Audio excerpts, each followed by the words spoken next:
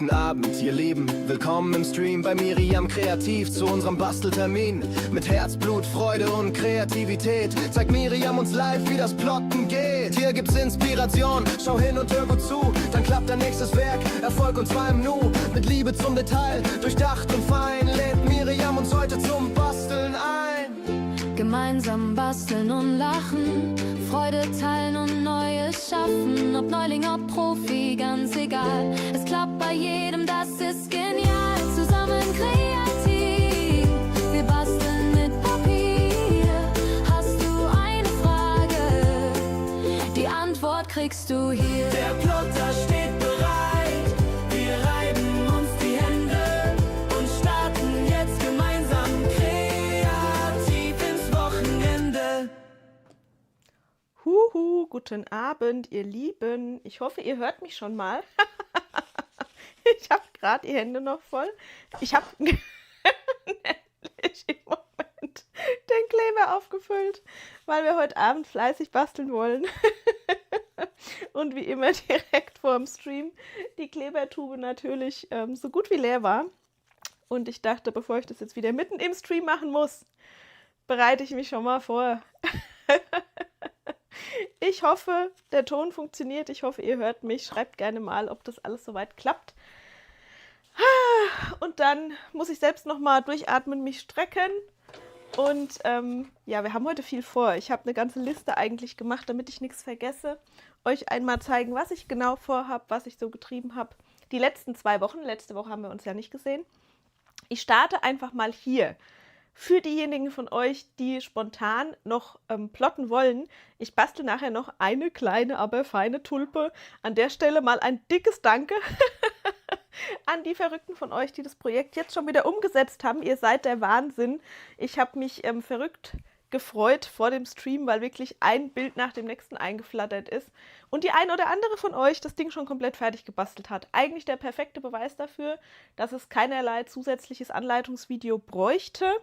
Wir zeichnen den Stream aber wie immer heute einfach auf. Ich habe für mich auch einfach Lust, noch ein Blümchen zu basteln.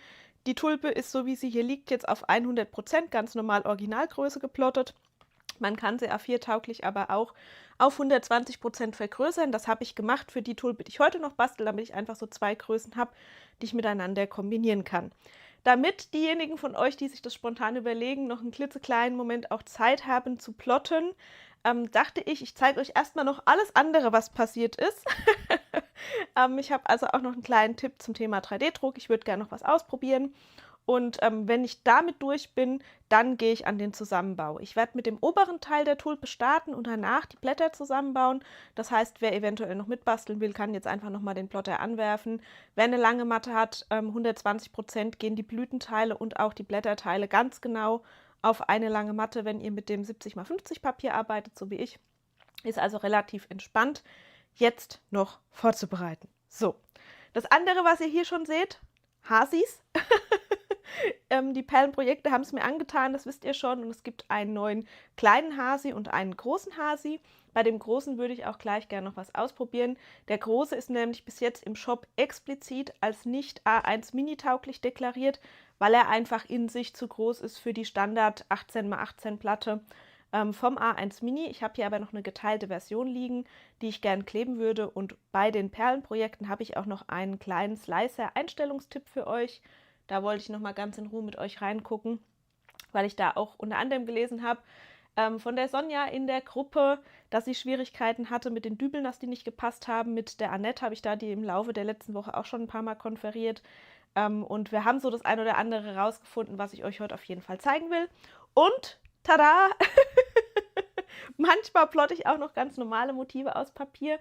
Hier habe ich noch was liegen, was es nicht rechtzeitig zum Valentinstag in den Shop geschafft hat. Ich habe ein Blumenherz gezaubert. Wenn ich so durch meinen Shop gucke, muss ich mich manchmal am Kopf kratzen, wie viele Projekte mit Herzen und Blumen ich so im Großen und Ganzen ganz generell schon im Shop drin habe. Das sind schon einige. Aber ich habe das gezeichnet neulich Abend und habe hier mal die Faltkarte als einfache Faltkarte ein bisschen anders umgesetzt als sonst, indem ich diese Hintergrundlage, das ist Transparentpapier, das wir neulich auch für die Laterne benutzt haben, nur eingesteckt habe. Ich selbst weiß ehrlich gesagt noch nicht so genau, was ich davon halte, ob ich das jetzt schicker finde als Ankleben. Würde man das ankleben, würde das ja bei Transparentpapier auch immer nur so mittel aussehen. Das heißt, ich würde ja, mich freuen, wenn ihr mal was dazu sagt, was ihr davon haltet, dass die quasi Hintergrundlage bei einem Faltkartenmotiv hier nur so eingesteckt ist. Habt ihr das schon gemacht? Mögt ihr das? Mögt ihr das nicht so gerne? Ich fand hier beim Transparentpapier hat irgendwie noch so seine Berechtigung. Ich weiß selbst noch nicht so genau, was ich davon halte. Sagt gerne mal was dazu. So, gut. Die Karte packe ich jetzt einmal zur Seite. Ich würde als erstes gerne an dieses Hasenprojekt rangehen. Ich habe hier nämlich einen geteilten Hasen noch liegen. Ich habe nämlich dem großen Hasen ganz frech den Kopf abgetrennt, weil ich dachte, es wäre natürlich schön, wenn man den großen und den kleinen Hasen beide auch mit dem A1 Mini drucken kann. Und ich habe ja irgendwann schon mal gesagt, dass ich mich immer bemühe, da wo es möglich ist, die Projekte auch quasi für den kleinen Drucker tauglich zu halten. Und ich habe das Ganze aufgeschnitten. Ich zeige es euch gleich in den Hälften. Und zwar versetzt auf Vorder- und Rückseite, sodass trotzdem Überlappungsbereiche entstehen. In der Theorie sollte das super funktionieren. Ich sehe jetzt erstmal keinen Grund, warum das nicht halten sollte. In der Praxis habe ich es aber noch nicht zusammengesetzt und ihr wisst, ich packe euch immer nichts in den Shop, was ich nicht ausprobiert habe. Deshalb dürfen die zwei Hasis gerade mal ganz kurz zur Seite rücken. Und ich hole mir einmal hier meine Kiste mit den Einzelteilen. Da gibt es gleich noch mehr Einzelteile. Gibt es noch mehr zu besprechen? Hier bringe ich mal die Hasi-Einzelteile mit. Und dann können wir nämlich das ganze Dübelthema auch anhand eines praktischen Beispiels quasi besprechen. So, ihr seht jetzt hier hoffentlich gleich schon, was ich meine mit, ich habe das asymmetrisch geteilt. Und zwar habe ich einmal hier am Kopf noch so ein paar Perlen dran gelassen und einmal habe ich das Ganze weiter oben enden lassen. Die Idee dabei ist einfach die, dass wenn ich das Ganze jetzt dann Vorder- und Rückseite aufeinander klebe, dass wir dann diese zusätzlichen Perlen quasi als Verbindungsbereich benutzen können und das Ganze dann in dem Bereich eben trotzdem schön zusammenhält. Und damit könnte man das dann eben aufgeteilt in 4 Teile auch auf dem A1 Mini drucken, weil die Teile jetzt klein genug sind, um auf die Druckplatte zu passen. Das kann ich vielleicht auch gerade noch mal kurz zeigen. Der steht ja immer noch hier neben mir. Ich drucke übrigens das vielleicht auch mal an der Stelle, weil ich das, glaube ich, noch nicht so thematisiert habe. Eigentlich fast alles, fast immer, oder kämpft die Kamera gerade, auf der Coolplate. Die hat so ein bisschen eine glattere, ebenere Oberflächenstruktur und da sieht man, glaube ich, auch ganz gut, dass da jetzt eben dieses verkleinerte Hasenstück auch entsprechend auf die Platte drauf passt. Darauf habe ich natürlich beim Teilen geachtet. Und wie gesagt, ich wüsste jetzt keinen logischen Grund, warum das nicht funktionieren soll, aber ich wollte selbst sehr gerne noch mal sehen, wie stark man diese Übergänge sieht, also die Stellen, wo ich das Ganze durchgeschnitten habe, ob das arg ins Auge fällt oder nicht. Und wenn oder nicht, sind wir gemeinsam glücklich. Und ich würde die geteilte Variante dann eben später auch noch in den Shop reinschaffen. Ansonsten habe ich hier in der einen Hälfte die Dübel schon eingesetzt. Ich bin nämlich inzwischen bei den Projekten mit den Dübeln dazu übergegangen, die Dübel einfach auf der einen Seite leicht einzukleben. Das ist kein Muss. Eigentlich sind die ja so ein bisschen als Arretierungshilfe gedacht, damit man das Ganze eben leichter, passgenau auch aufeinander kleben kann. Und ich mache mir jetzt erstmal einen Tropfen von so einem Multi-Alleskleber in die Vertiefung rein, in die ich dann auch gleich den Dübel stecke. Da muss man so ein bisschen für sich rausfinden, wie viel zu viel ist, weil alles, was zu viel ist, quillt jetzt natürlich gleich wieder so ein bisschen raus, wenn ich den Dübel da einsetze. Ist aber auch kein Drama, weil man kann das einfach wegwischen. So, ihr seht auch, dass die Dübel bei mir relativ leicht in diese Öffnungen reingehen. Ich muss so ein kleines bisschen drücken, aber das ist Absicht. Es ist von der Grundkonstruktion her eigentlich so, dass die Löcher einen Durchmesser von 4 mm haben und die Steckdübel 3,8 mm, das heißt 0,2 mm weniger. Und das gibt bei mir eine gute Verbindung. Das funktioniert bei mir sowohl auf dem Bambu als auch auf meinem Anycubic. Aber die Annette hat diese Woche auch Projekte mit Dübeln im Auftrag gedruckt und hat da ein bisschen mehr gekämpft als ich. Und genau deshalb dachte ich, ich gucke mir mit euch gleich noch mal eine Slicer-Einstellung an, mit der ihr nämlich so ein bisschen nachhelfen könnt, wenn bei euch aus irgendwelchen Gründen das zu stramm ist. Das heißt, wenn ihr die Dübel nicht in die Löcher bekommt oder wenn die Dübel zu locker sitzen, gibt es Einstellungsmöglichkeiten im Slicer, wo man das Ganze für das eigene Setting so ein bisschen korrigieren kann. Das kann am Filament liegen, das kann auch an der Druckplatte liegen, auf der ihr druckt. Wenn ihr eine sehr texturierte Druckplatte habt, dann habt ihr natürlich auch ja ein bisschen mehr Höhenunterschiede, sag ich mal. Und ich habe ja gerade schon gesagt, das sind nur 0,2 Millimeter. Da kann es alle möglichen Faktoren quasi geben, die da reinspielen. Und dann dieses perfekte Ineinander-Steckpassengefühl so ein bisschen torpedieren. Und deshalb zeige ich euch gleich mal im Slicer, was ihr tun könnt. Ich setze jetzt hier erst noch kurz die Hasenhälften zusammen. Ich habe jetzt quasi auf der einen Seite komplett die Dübel eingesetzt, auf der anderen Seite keine Dübel eingesetzt. Ich trage jetzt hier auf der zweiten Seite auch noch etwas Kleber auf und setze das Ganze oben auf. Und ich glaube, ich starte mit dem Kopf, weil ich hier noch keine größere Verbindung habe. Und die Idee dabei, wirklich an dem Dübel selbst Kleber aufzutragen, ist eigentlich insgesamt ein bisschen weniger Kleber aufzutragen, der irgendwo rauskommen könnte. Das heißt, ich mache hier auch immer einen kleinen Klecks in die Vertiefung und neuerdings jetzt einfach mal nur noch einen kleinen Klecks hier mittig auf die Perle. Wer auf so einer glatten Platte druckt wie ich, muss auch insgesamt so ein kleines bisschen sparsamer, sage ich mal, mit dem Kleber umgehen, als wenn man mit einer texturierten Platte druckt, weil bei den sehr glatten Platten quasi wenig Hohlräume bleiben, logischerweise, in denen sich der Kleber dann irgendwie verteilen kann. Deshalb muss man da den Kleber so ein bisschen dünner auftragen. Das ist mir jetzt im Vergleich einfach so ein bisschen aufgefallen. Ich bin sehr gespannt. Ich habe von euch noch relativ wenig dazu gehört, wie ihr mit dieser Dübelgeschichte bis jetzt zurechtkommt. Ich hatte ja überlegt, ob ich euch bei den anderen Perlenprojekten auch Dübel dazu machen soll. Aber nachdem die Annette mit dem Drucken gekämpft hat und es der Sonja auch nicht so leicht gefallen ist, das mit den Dübeln gut gedruckt zu bekommen, dachte ich, wie gesagt, wir gucken uns das heute nochmal zusammen im Slicer an. Und ich würde mich da weiter sehr über Rückmeldung freuen.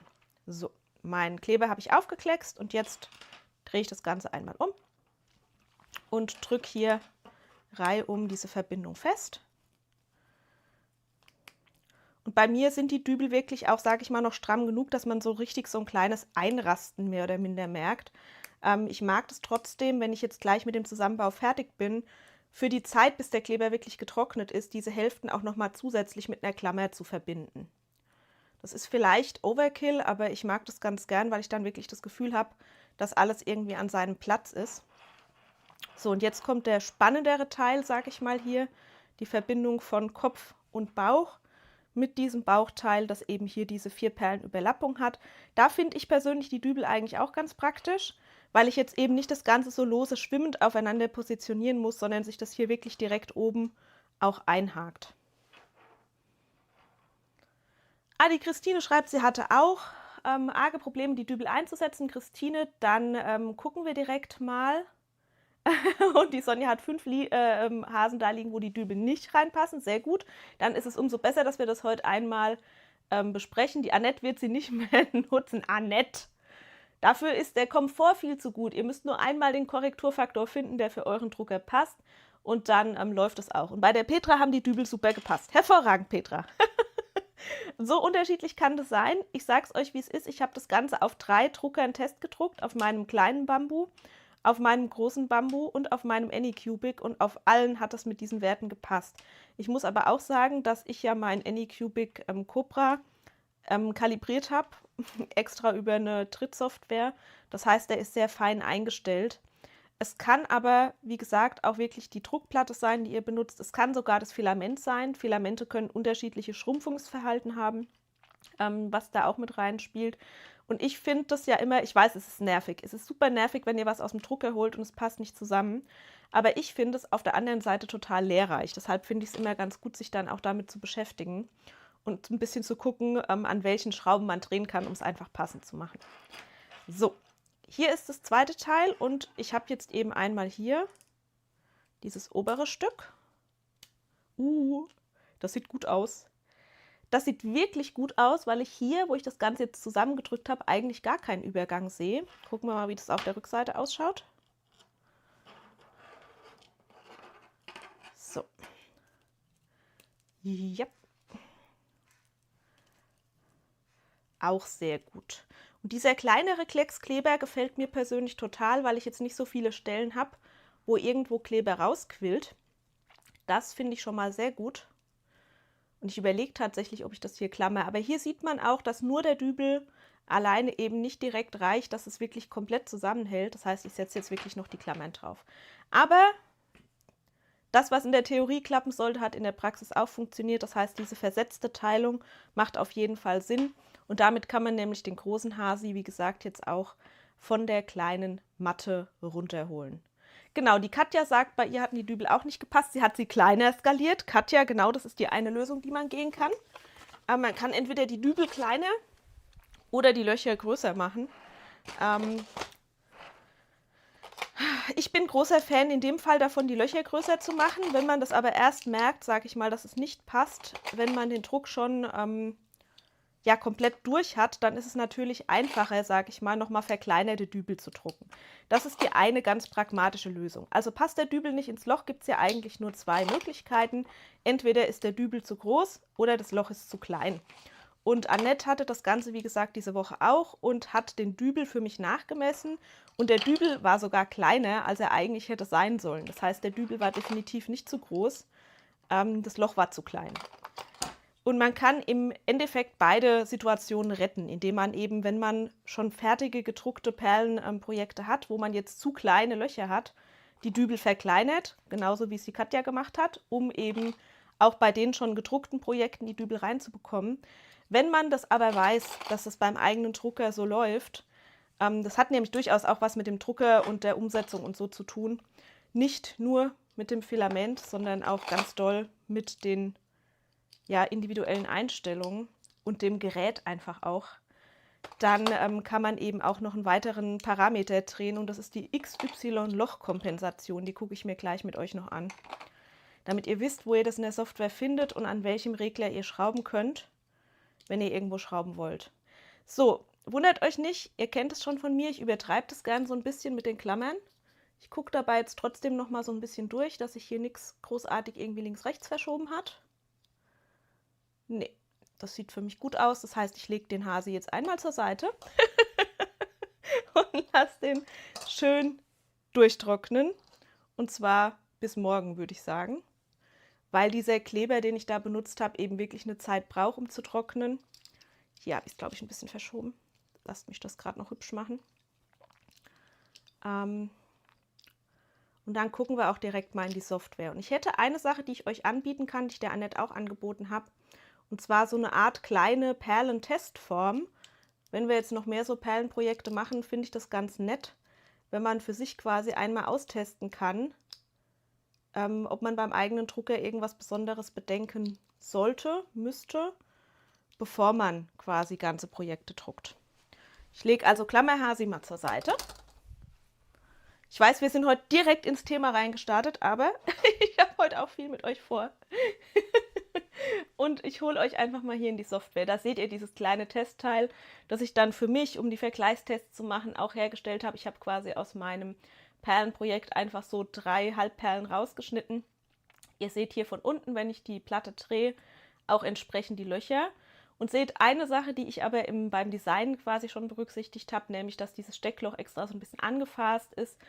Das sollte eigentlich auch schon helfen, wenn ihr zum Beispiel einen Drucker habt, der dazu neigt, von der Einstellung her einen Elefantenfuß vom Druckbild her zu bilden, dann wirkt diese Phase hier diesem Problem entgegen.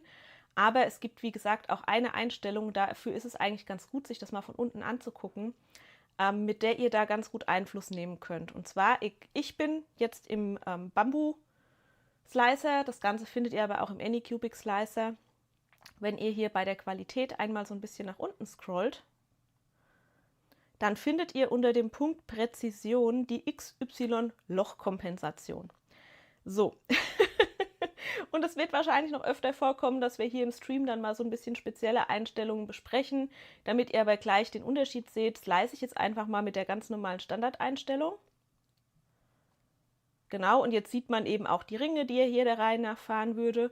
Und wir stellen jetzt mal einen Wert bei der XY-Lochkompensation ein. Bei Bambu wird dieses Teil hier auch ganz gut erklärt. Ich glaube, bei Anycubic gibt es keine so schöne Erklärung, aber letzten Endes steht an dieser Einstellungsmöglichkeit dran, dass Löcher in der XY-Ebene um den eingestellten Wert vergrößert oder verkleinert werden. Ein positiver Wert macht die Löcher größer, ein negativer Wert macht die Löcher kleiner.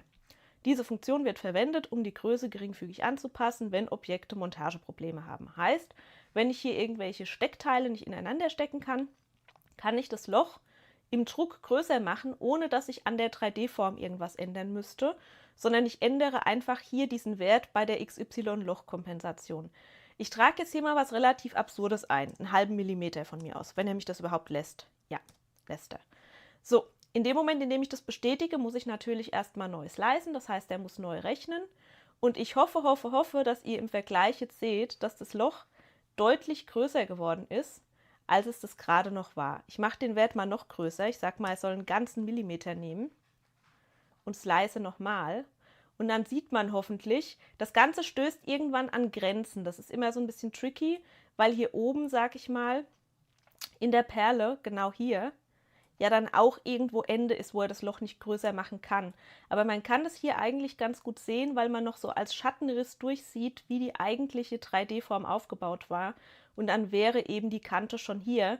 Er hat die Kante aber jetzt hier deutlich nach außen versetzt. Und man arbeitet hier niemals mit so extremen Werten, sondern man arbeitet auf jeden Fall mit kleinen Werten. Das heißt, als ich mit der Annette hin und her probiert habe, landet ihr am Ende vielleicht bei einem Korrekturfaktor von 0,1. Also wohl eher kein ganzer Millimeter, sondern eher 0,1, 0,15, irgendwo so in der Region. Macht auch Sinn, ich habe vorhin schon kurz gesagt, das Loch ist eh schon 0,2 mm größer im Durchmesser als der Dübel. Wenn ich jetzt nochmal hier einen Wert drauf packe, dann wächst es ja im Verhältnis schon wirklich signifikant. Also hier, wenn ihr auch mal mit den Werten spielen wollt, bei der Lochkompensation relativ kleine Werte. Wenn man erstmal sehen will, dass überhaupt was passiert, kann man wie ich gerade erstmal einen höheren Wert eintragen und slicen, um so ein bisschen auch die Veränderung nachzuvollziehen und zu sehen, dass da überhaupt was geschieht. Wenn es irgendwann nicht weitergeht, dann liegt es wie gesagt daran, dass ihr irgendwo anders an eine Geometriegrenze sozusagen stoßt. Aber das wäre der eine Tipp. Ihr könnt auf jeden Fall hier über diesen XY-Lochkompensationsfaktor die Löcher bei solchen Projekten beeinflussen. Das funktioniert übrigens auch bei den Körbchen. Kann ich auch gleich nochmal ein Körbchen hier holen und kann das da auch nochmal zeigen. Auch da lässt sich diese Steckverbindung beeinflussen. Das heißt, es funktioniert nicht nur bei kreisrunden Löchern, das funktioniert auch bei eckigen Löchern. Falls ihr das noch nicht gesehen habt, wollte ich das auf jeden Fall mal gezeigt haben. Die Martina schreibt, die Coolplate gibt es nicht mehr für den Mini. Martina, da muss ich selber noch mal recherchieren, weil ich habe meinen Mini ja auch noch nicht so lange und hatte die Coolplate direkt bei Bambu mitbestellt. So, und ansonsten dürft ihr mir gerne mal verraten, ich weiß, es haben nicht alle von euch einen 3D-Drucker, aber die einen haben, kanntet ihr diese XY-Lochkompensation schon? War euch die Einstellung bekannt? Ist es neu für euch? Ich hoffe, es ist hilfreich für euch. Also hier könnt ihr auf jeden Fall Löcher weiten, aber auch enger machen, je nachdem, in welche Richtung es gerade benötigt wird. Und vielleicht, um noch ein bisschen besser zu verstehen, warum das bei manchen passt und bei manchen nicht passt, ihr müsst euch vorstellen, dass Filament auch eine gewisse Schrumpfung hat. Das heißt, das Plastik zieht sich im Abkühlungsprozess zusammen. Das ist je nach Filament ein bisschen unterschiedlich. Das heißt, es gibt Filamente, die haben sehr wenig Schrumpfung, die haben eine relativ hohe Qualität und es gibt Filamente, die haben eine ziemlich hohe Schrumpfung. Umso extremer die Schrumpfung ausfällt, umso kleiner wird natürlich auch euer Loch. Und wenn ihr eben diese kleinen Werte 0,1, 0,2 mm hört, kann man sich vorstellen, dass auch das eine Rolle spielt. Außerdem werden diese Perlenhälften stehend gedruckt und die Dübel werden liegend gedruckt. Das heißt, die Schrumpfung wirkt sich bei den Bauteilen auf unterschiedlichen Achsen aus. Das kann da also auch reinspielen. Ah ja, siehst du, die Petra schreibt, das war neu und von mir gut erklärt. Danke, Petra, für die Rückmeldung. Das ist doch schon mal gut, wenn das irgendwie weiterhilft. Ich versuche euch da einfach mitzunehmen. Das sind die Erkenntnisse, die ich auch im Laufe der Woche habe. Ich befasse mich dann mit den Sachen. Wenn zum Beispiel eine Annette mich anruft und sagt, Hilfe, die Dübel passen alle nicht rein, dann gucke ich natürlich auch, an welchen Schrauben man drehen kann und versuche die Info einfach an euch weiterzugeben. Den anderen Tipp habt ihr ja vorhin schon gelesen. Ihr könnt natürlich auch die Dübel verkleinern, um die bei einem fertig gedruckten Teil hier in diese Öffnung auch gut reinstecken zu können. Das ist am Ende ein bisschen Geschmackssache, beziehungsweise wenn ich ein fertig gedrucktes Teil habe, wo jetzt die Löcher nun mal so klein sind, wie sie sind, würde ich das auch genauso machen. Ich würde einfach die Dübel verkleinern, damit es funktioniert. Tipp bei sowas ist, vielleicht nicht gleich alle Dübel drucken, sondern nur ein 10er-Riegel zum Beispiel und es erstmal ausprobieren. Oder alternativ dürft ihr mir gern sagen, ob ihr so, sag ich mal, tüchtig seid, dass ihr normalerweise solche Testformen auch druckt.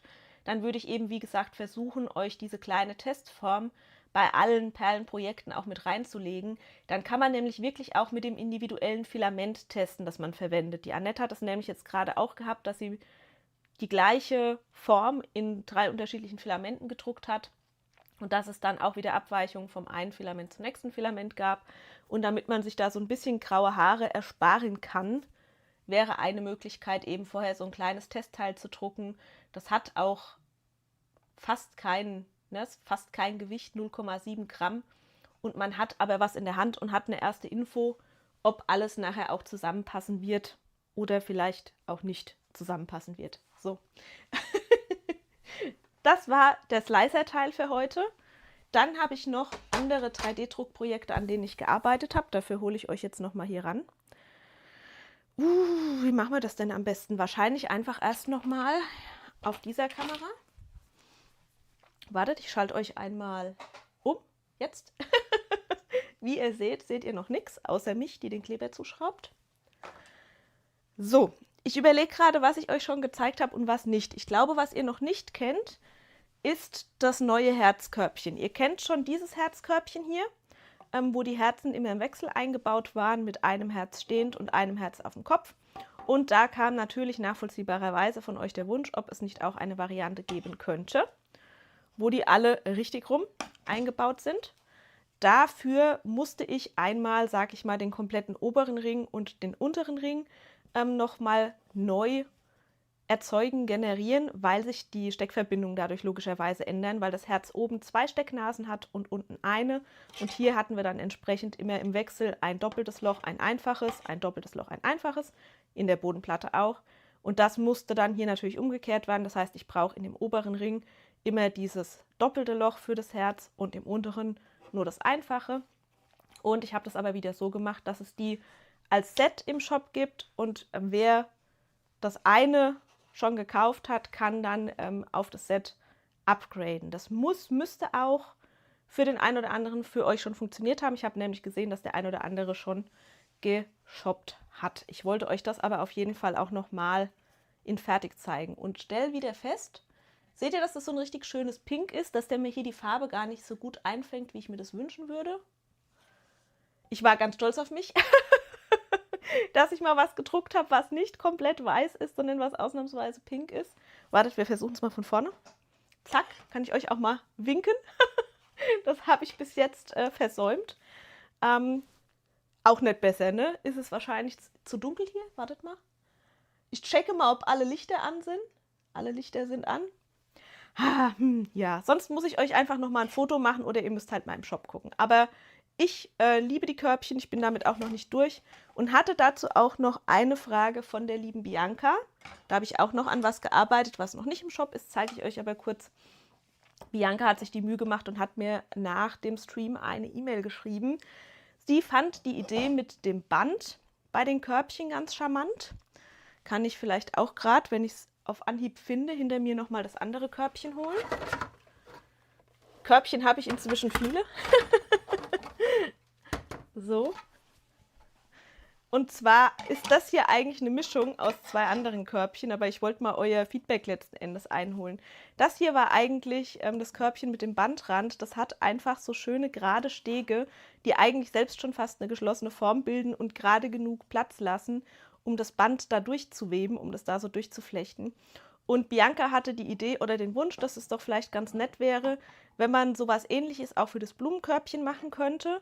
Aber sie hat sich explizit immer gewünscht, im Wechsel Blume, Stäbchen, einfach damit man die Blumen richtig schön mit Band hinterlegen kann.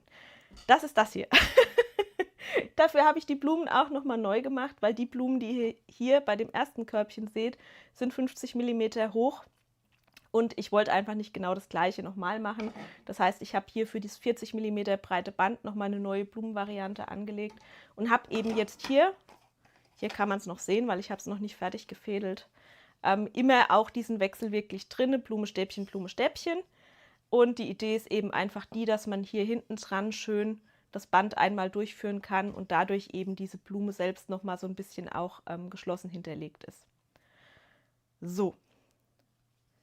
Das dazu, wenn es die Bianca zufällig sieht, jederzeit bitte nochmal Bescheid sagen, ob du dir das so gedacht hast, ob dir das so gefällt. Natürlich dürfen auch alle anderen sich sehr gerne äußern. Ich habe diese Stäbchen übrigens extra abgerundet und genauso positioniert, dass die eigentlich genau an der Hinterkante der Blume liegen. Das heißt, wenn man da so seitlich drunter guckt, dass das Band wirklich sich quasi komplett hinter diese Blüte legt. Das war da geometrisch die Idee an dieser neuen Grundkonstruktion. Ja, die Heike sagt, sie findet es auch schön mit dem Band hinter den Blumen. Da ist vielleicht jetzt nicht mein Salbeigrün so die richtige Farbe. Da würde mir persönlich jetzt auch wieder eher ein knalliges Pink gefallen. Ich habe neuerdings ein Faible für Pink. Aber die Grundidee finde ich eigentlich ganz charmant. Also an der Stelle einfach mal danke, dass ihr euch auch Gedanken macht, dass ihr mir sogar extra E-Mails schreibt mit euren Ideen und Wünschen. Ihr seht, da wird dann auch dran gearbeitet. Das dauert manchmal ein bisschen, bis es dann auch wirklich fertig ist. Aber ich fand die Idee sehr charmant und ja, man hat jetzt eben einfach den Wechsel drin. Ich überlege lediglich, ob es irgendwie Sinn machen würde, die ein bisschen näher noch zusammenzubringen. Aber ich finde es eigentlich hier sogar ganz nett, könnt ihr das sehen, dass das so ein bisschen semi-transparent dann ist. Und schiebe ich die noch näher zusammen, landen die Blümchen dann schon wieder auf den Stegen. Und ich glaube, das macht das Einfädeln schwieriger und macht es optisch dann auch nicht besser. So.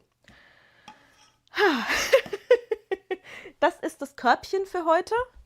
Das heißt, das räume ich jetzt auch wieder zur Seite. Das ist noch nicht im Shop. Das habe ich einfach noch nicht geschafft. Aber ich habe dran gearbeitet. Das ist ja auch schon mal was. Und zum Thema Körbchen und Passgenauigkeit habe ich hier noch was für euch. Das hole ich gerade noch mal so mit ran. Und zwar hatte ich hier auch eben noch mal diese XY-Lochkompensation getestet, von der ich gerade gesprochen habe, die wir uns im Slicer angeguckt haben, um eben selbst im Druck auch wirklich sicher zu sein, dass sich auch hier eine Änderung ergibt. Und ich merke das hier ganz deutlich, weil ich kann das wirklich ganz läppschig und locker hier drauf stecken. Und auf der anderen Seite steckt es eben wesentlich fester drin. Das heißt, man merkt wirklich, dass diese XY-Lochkompensation sich auch auswirkt. Und mit dieser Einstellung habt ihr eben jetzt auch die Möglichkeit, das Ganze nach eurem Gusto, sag ich mal, anzupassen. Wer also sagt, er mag das nicht, dass er das hier irgendwie fest reindrücken muss, sondern er hätte es gerne ein bisschen luftiger sitzen, kann mit der XY-Lochkompensation auch bei diesen Körbchenprojekten die Löcher einfach leicht weiten, Tropfen Kleber rein, zusammenstecken, fertig. So. Dann fand ich ganz süß, habe ich auch wieder experimentiert. Das Körbchen kennt ihr vielleicht schon, das war eigentlich eine Plotterdatei von mir und zwar schon eine ältere Plotterdatei von mir. Das habe ich hier einmal in ein 3D-Druckprojekt umgebaut und das ist jetzt alles so winzig, dass ich nicht sicher bin, ob die Kamera euch das wirklich einfängt. Aber ich habe hier im Endeffekt so eine ganz, ganz dünne Kante drauf gedruckt und dieses Seitenteil hat hier entsprechend eine Nut bekommen. Da musste ich auch mehrere Versionen machen, weil ich es wieder zu passgenau machen wollte.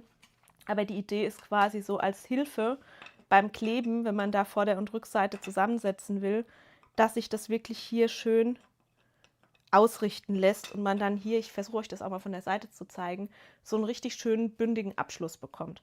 Ich habe hier ein bisschen hin und her überlegt, wie ich das am besten machen kann und ich dachte, auch da nehme ich euch einfach mit und frage euch. Man könnte nämlich theoretisch, sag ich mal, die Vorderseite oder Rückseite, je nachdem, wie man es dann haben will, und dieses Seitenteil in einem drucken. Dann läge das Ganze so auf eurer Druckplatte. Aber man kann das hier oben ja nicht frei schwebend drucken. Das heißt, da müsste überall zwischendrin Support gedruckt werden, der dieses Oberteil hält. Deshalb finde ich das total gut, quasi diese zweite Seite auch separat zu drucken und die dann einfach hier drauf zu kleben. Und letzten Endes habe ich das Ganze dann gleich komplett geteilt, weil ich euch kenne und mir gedacht habe, ihr seid bestimmt dann gleich wieder so findig, dass ihr das Seitenteil hier sowieso gern in einer anderen Farbe vielleicht drucken wollt. Und dann dachte ich, dann ist es doch smart, wenn ich daraus nicht 2 Teile mache, sondern 3 Teile und man jetzt hier quasi dieses äußere Segment einfach separat, unabhängig von der Vorder- und Rückseite drucken kann. Hier habe ich tatsächlich noch nicht getestet, ob euch da diese Kompensation in irgendeiner Form helfen würde. Das müsste ich hier noch ausprobieren. Es ist hier wirklich so gedruckt, dass diese Erhöhung, die ist wirklich nur ein ganz, ganz schmaler, ich hoffe, könnt ihr das so sehen? Fängt euch das die Kamera ein, dass da so eine ganz schmale Kante dran ist? Das ist wirklich nur eine Düsenbreite. Also es ist nur eine Schnur, die hier gelegt wird. 3 Schichten dick, das heißt auch nur 0,6 mm hoch. Aber ich mag das total, weil ich dadurch wirklich ziemlich präzise an der richtigen Stelle bin, ohne irgendwo hinrücken zu können.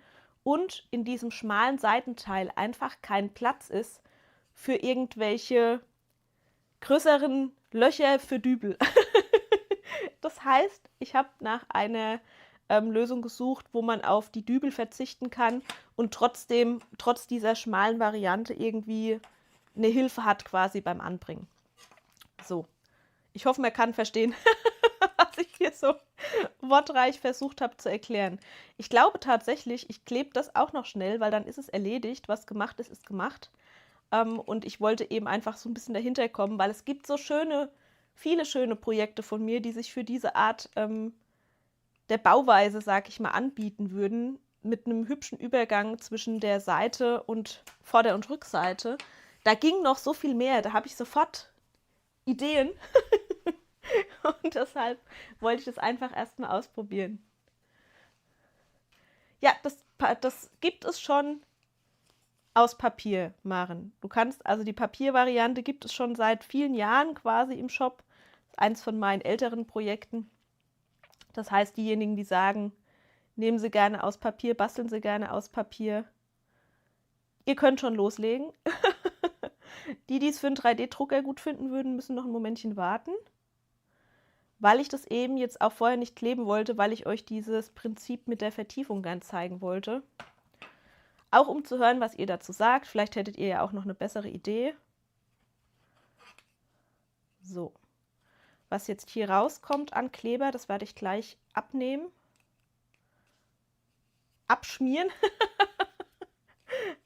In der Hoffnung, dass es dann nachher schön sauber aussieht.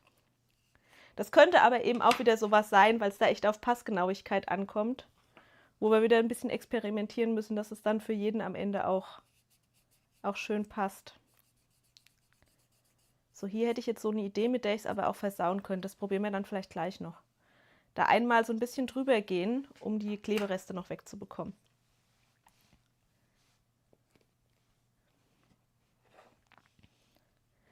Alicia sagt, wenn es nicht so lange dauern würde, das mit dem 3D-Drucker. Ja, Alicia, das ist gewöhnungsbedürftig, das weiß ich. Aber die neuen 3D-Drucker, die sind relativ schnell. Also wenn ich dir da sage, wie das mit meinem alten 3D-Drucker war, das waren noch andere Welten an Langsamkeit. Also an, man braucht Geduld so quasi. Das war noch eine ganz andere Hausnummer. Ja, du bist ganz klar Team Papier, Maren. Das ist mir ganz klar. Vielleicht irgendwann infizieren wir dich doch noch mit unseren 3D-Druck-Ideen. Aber bis dahin ist es auch völlig okay, dass du Team Papier bist. So, wundert euch bitte nicht, dass ich das einfach alles hier an meinen Finger schmiere. Ich hole mir jetzt mal einen Lappen, um die Finger auch gleich wieder zu bereinigen. Aber ich glaube, man sieht trotzdem, hoffe ich zumindest, dass jetzt das Ausrichten eben echt gar kein Thema ist. Ne? Also ich muss gar nichts irgendwie hin und her schieben. Ich muss nicht gucken, dass das irgendwie schön sitzt, sondern der schöne Sitz links, rechts, Außenkante, der ist mehr oder minder durch diese Vertiefung schon direkt gewährleistet. Was mir jetzt hier noch fehlen würde, ist so eine nette kleine Klammer, die groß genug ist, um da jetzt ein bisschen Druck drauf zu bringen. Aber ich werde da jetzt einfach was mit ein bisschen Gewicht draufstellen, was diese Klebeverbindung so ein kleines bisschen andrückt. Ich glaube, den Glasreiniger. Und dann darf das hier vor sich hin trocknen. Ihr habt es zumindest schon mal gesehen. Und ich glaube, dann sind wir auch so weit, dass wir eigentlich an unser Papierprojekt rücken, oder? Ich hoffe ja, dass ihr nicht alle eure Tulpen schon fertig verbastelt habt, sondern dass der ein oder andere doch noch mitbastelt. Und ich bilde mir ein, ich hätte bei der Kirsten gelesen, dass die geschrieben hat, sie ist auf jeden Fall noch am Start. Die Teile sind geplottet. Das heißt, es hat sich auf jeden Fall gelohnt, erst hier noch andere Dinge zu machen. Und ich starte jetzt bei dem Zusammenbauen mit der Blüte, würde ich sagen.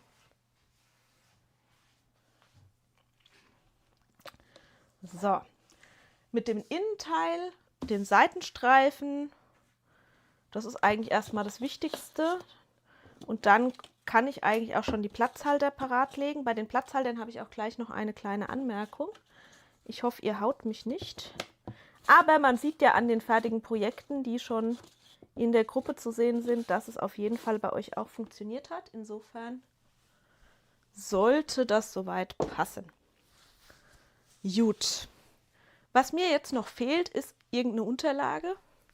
Die habe ich wieder verschlappt. Die ist bei meinem ganzen Bastel hoch und runter wieder sonst wo abgeblieben. Ach, hier, nehmen wir doch die. Gut. Ja. Die Petra bastelt mit. Aber erstmal die Blume. Sie hat die Tulpe zu spät gesehen. Ist doch schön, Petra. Ich freue mich, wenn du überhaupt hier am Mitbasteln bist. Also, ihr Lieben, diejenigen von euch, die schon mal so ein Projekt von mir umgesetzt haben, hatten scheinbar gar kein Problem damit, einfach sich daran zu orientieren, wie ich das normalerweise mache. Man hat ja so seine Vorgehensweisen. Und bei der Tulpe habe ich 2 Seitenstreifen und im Endeffekt wird bei dieser Art Projekt bei mir eigentlich wirklich immer gleich gearbeitet. Und zwar hat man den Seitenstreifen und der wird an die Innenform angebracht. Die Innenform erkennt ihr daran, dass die diesen zusätzlichen Ausschnitt hat, der hier in dem Fall quadratisch ist. Ich weiß, das ist ein bisschen hässlich. Das dient aber einfach nur als Markierung, damit man die besser auseinanderhalten kann. Die Außenform ist nämlich nur geringfügig größer, 0,2 mm Offset. Und damit man jetzt sich eben nicht ewig hinstellen und hier irgendwie rumfriemeln und gucken muss, welche ist größer, welche ist kleiner, sind die kleineren Innenformen einfach mit dieser zusätzlichen Form markiert. So. Der lange Streifen wird einmal hier an diese lange runde Außenkante geklebt und der kürzere Streifen ist so ein Zickzackstreifen, der wird hier an die obere Kante geklebt und ich mag das immer ganz gerne im ersten Schritt einfach die Faltlinien einmal vorzufalten. Das heißt, ich knicke die ganzen kleinen Klebelaschen einmal so ein bisschen im 90-Grad-Winkel hier zur Seite. Und es ist ein bisschen Geschmackssache, ob man die zweite Seite auch gleich vorfaltet. Wenn ich die jetzt auch zur Mitte hinstelle, steht sie mir eventuell im Weg. Man kann sie aber schon so ein bisschen beweglich machen. Ich knicke die dann gerne so leicht nach außen an, einfach damit wir nachher das Ganze oben schön offen stehen haben. Man muss die gar nicht anknicken, wenn man die Fix-Variante schneidet, aber ich finde so ein bisschen beweglich machen immer ganz hilfreich eigentlich. Dann habe ich hier links und rechts noch eine breite Klebelasche, da wird auch eine Bergfalte vorgefaltet. Und dann haben wir diesen Streifen, der wie gesagt hier im Zickzackmuster einmal außen der Tulpe folgt. Da falte ich auch zuerst die langen Klebelaschen an der Seite einmal so ein bisschen vor. Und bei dem Zickzackmuster kann man sich hier eigentlich schon schön an der Blume orientieren. Faltet man also einmal eine Talfalte, eine Bergfalte und noch eine Talfalte, so dass das Ganze sich dann hier schön an die Blume setzen würde. Jetzt ist es auch so ein bisschen Geschmackssache, wie man hier weiter vorgeht, aber ich mag das eigentlich ganz gerne, mir meinen Streifen zuerst einmal komplett zusammenzubauen. Das heißt, ich verbinde jetzt diesen unteren Randstreifen mit dem oberen Zickzackstreifen und dafür trage ich Kleber hier auf diese breiten Laschen auf und klebe dann hier den nächsten Streifen. Jetzt muss ich aufpassen. Wenn ich das jetzt schon falsch geklebt hätte, wäre schlecht, aber es stimmt. Ich zeige es euch gleich, dass es stimmt. Einmal hier an. Wäre auch kein Weltuntergang, man müsste es zur Not gegenfalten. Aber jetzt habe ich mich kurz erschreckt, weil ich gar so kurz entschlossen das Ganze einfach hier aufgeklebt habe. Es ist auch kein Muss, dass ihr diese Verbindung gleich schon herstellt. Man kann das zur Not nachher auch in der Blüte drin noch machen. Aber so habe ich eben schon alle Teile, sage ich mal, zusammenhängend. Und das mag ich immer ganz gerne. Und ihr könnt da ruhig auch einen Tacken langsamer arbeiten als ich. Euch einfach die Blüte aufstellen, dann kann man sich das besser vorstellen, was wohin kommt. Und am besten eben darauf achten, dass man diese breite Lasche quasi an die Innenseite des Streifens klebt, damit die nachher nicht außen drauf liegt und man sie nicht sieht. Wird die einfach von innen an diesem geraden Stück hier angeklebt.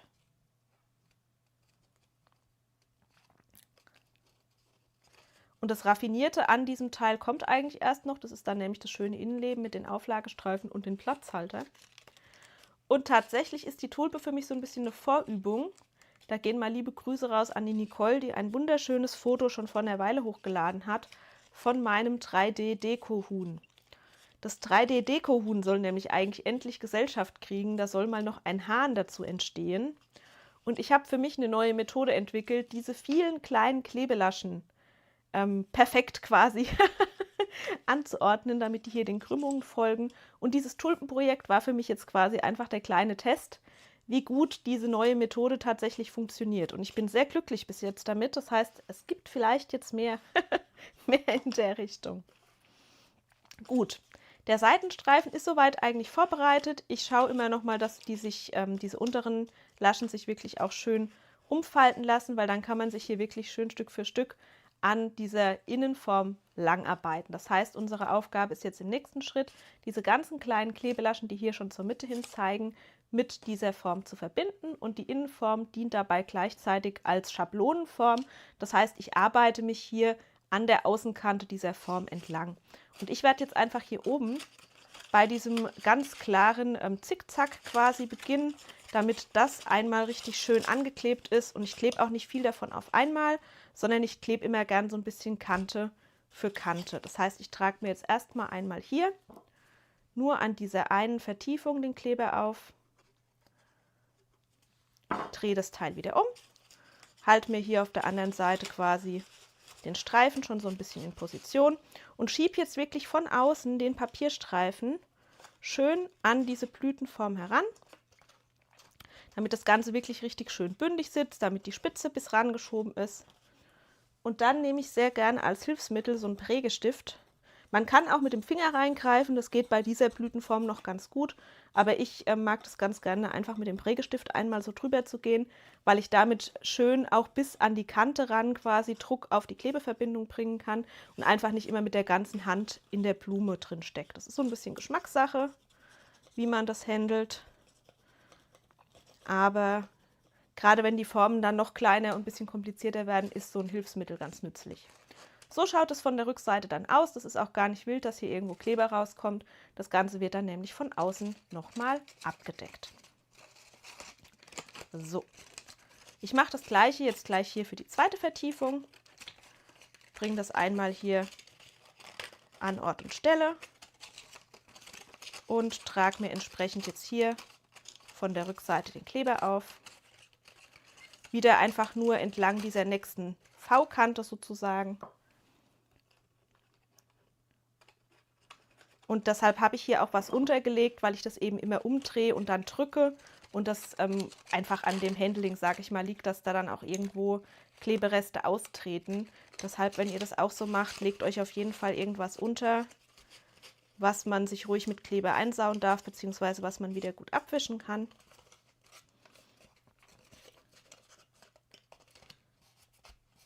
So, drücke hier meine Klebeverbindung grob fest.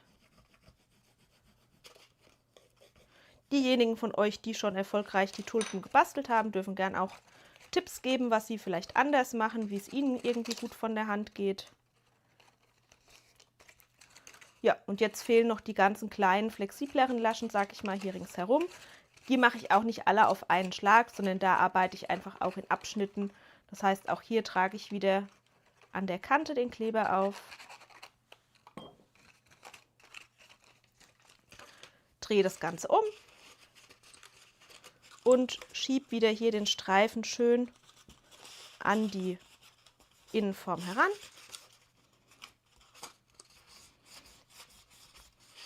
Ich versuche das jetzt schon möglichst gleichmäßig zu verteilen. Eigentlich sollte sich das ziemlich perfekt ausgehen von der Länge des Streifens zu eurer Führungsform.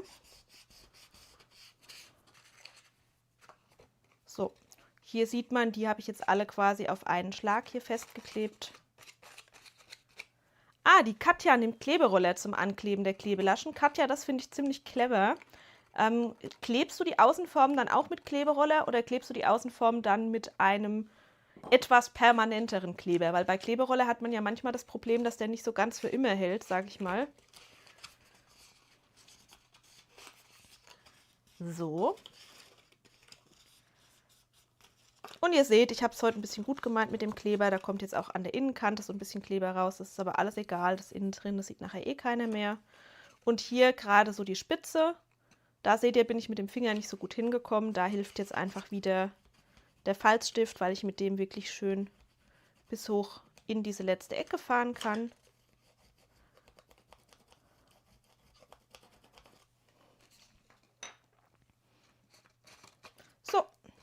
Und damit ist die eigentliche Grundform, sage ich mal, auch schon geschaffen. Und damit wir jetzt aber hier diese zweite Seite auch einlegen und einkleben können, müssen wir diese Form befüllen. Und dafür habe ich extra Platzhalter konstruiert. Die hole ich uns auch gerade mal ran. Die verstecken sich noch hier in meiner Kiste.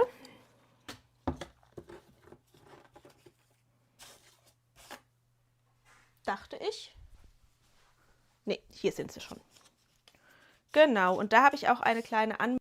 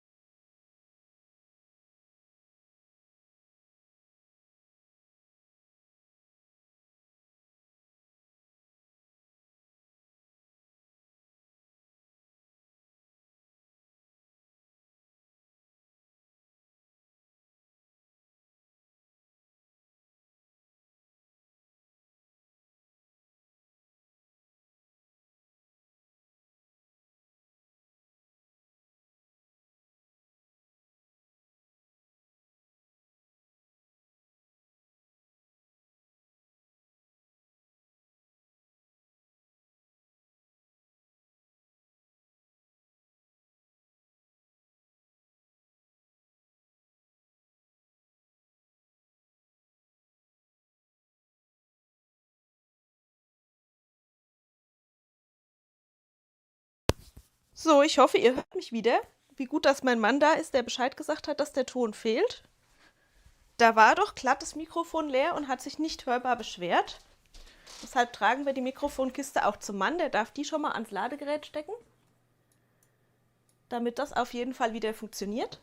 Und ihr müsst mir bitte einmal verraten, was ihr noch gehört habt, bis wohin die Erklärung noch nachvollziehbar war und ab wann ich weg war. So, Achtung, Chat lesen. Ja. Brigitta, gut, dass du auch geschrieben hast, man kann nichts hören. Ja, genau, wenn ich im Flow bin, dann lese ich nicht. Jetzt bin ich wieder da, sehr schön. Bei der Sonja immer noch nicht. Sorry für die Tonprobleme, I'm sorry. Was ist der letzte Teil, den ihr noch mitbekommen habt? Habt ihr gehört, dass ich erzählt habe, dass man hier die immer im Wechsel falten soll? Eine Ziehharmonika-Faltung, war das noch da? Ab Platzhalter war es dann weg. Okay, wunderbar, Dankeschön, Franzi. Also, ich habe diese Streifen als Auflagestreifen mit einer Ziehharmonika-Faltung gefaltet und nochmal zur Funktion. Letzten Endes stellt man das hier rein und hat damit eine Auflagefläche, auf der man nachher diese Klebelaschen festdrücken kann. Damit diese Streifen nicht frei in der Blüte umherwandern, gibt es diesen Platzhalter. So, der Platzhalter muss einmal mittig in der Blüte stehen und zwar nicht nur links-rechts mittig, sondern auch auf der Höhe mittig. Und genau dafür gibt es diese netten kleinen Steckteile. Die werden einfach in der Mitte einmal gefaltet und dann von der Seite hier in diesen Schlitz eingesteckt. Und hier kommt jetzt die kleine Abweichung. In der Datei, die bis gerade noch im Shop war, ist da ein langes Teil drin, das kommt hier oben in die Mitte, und zwei kürzere Teile, die würde man hier unten einsetzen. Und ich habe jetzt nur eine Kleinigkeit geändert, und zwar habe ich die kleinen Teile rausgeschmissen und habe stattdessen 3 große Teile reingemacht, weil ihr gleich sehen werdet, dass die 3 großen Teile auch im Ganzen reinpassen. Und dann muss man nichts unterscheiden, man muss nichts auseinanderhalten, man kann nicht irgendwo was Verkehrtes einbauen. Und dieser kleine zusätzliche Überstand sortiert sich einfach hier nochmal bei diesem zusätzlichen Streifen ein. Also nichts Großes, keine Riesenänderung, lediglich jetzt 3 lange Teile statt ein langes und 2 kurze. Funktion ist aber ansonsten genau gleich. Diese Teile werden einfach hier dran gesteckt, damit der Platzhalter genau mittig steht und man den hier einmal in die Blüte reinstellen kann. Und ihr werdet jetzt gleich schon sehen, dass der sich trotzdem erst durch die Streifen eigentlich, sage ich mal, komplett mittig arretiert. Ich verbaue von diesen Ziehharmonika-Streifen in der Blüte 4 Stück. Einen hier unten, einen hier an der Seite hoch, jeweils. Das sind dann also schon 2 und 3 und einen oben in der Mitte sind dann 4. Wem das irgendwie zu viel oder zu wenig erscheint, der kann mehr Streifen oder auch weniger Streifen einsetzen. Ihr könnt diese Streifen theoretisch kürzen, indem ihr da ein Segment abreißt oder auch mehrere Segmente abreißt. Da seid ihr relativ frei. Bei mir hat sich das aber, ja, hat das sehr gut gepasst, sag ich mal, mit dieser Einteilung. Das ist sich sehr gut ausgegangen.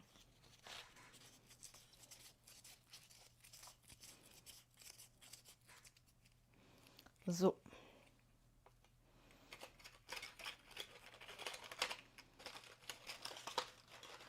Und weil ich bei sowas immer nicht weiß, wie ich euch das alles in einem PDF oder so erklären soll und mir das viel zu lang dauern würde, das PDF zu bauen, bastle ich die Blume lieber live mit euch zusammen. Da kann man nämlich diese ganzen Zusammenhänge einfach doch besser und hoffentlich auch nachvollziehbarer erklären.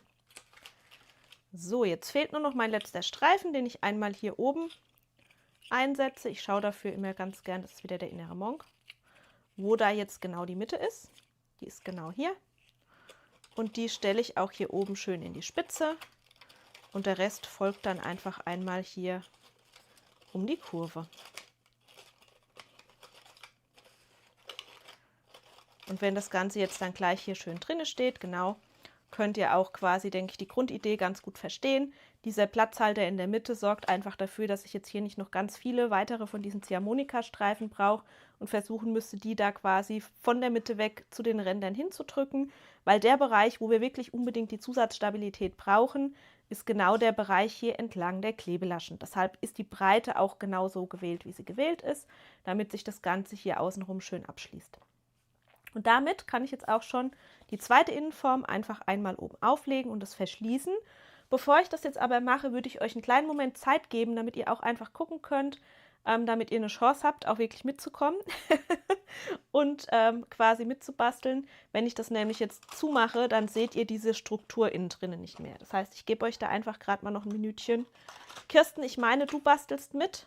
Ihr dürft gerne mal schreiben, ob sonst noch jemand jetzt gerade aktiv dabei ist. Das habe ich wahrscheinlich komplett überlesen am Anfang.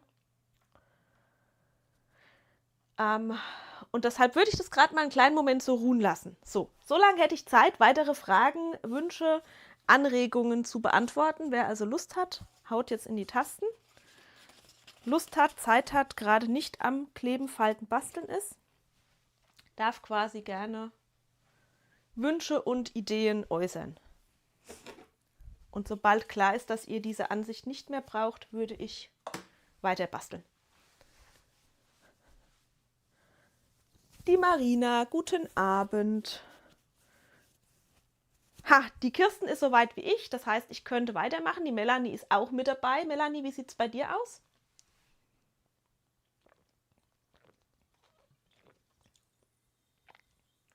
Ah, die Maren wünscht sich noch eine schlankere Variante.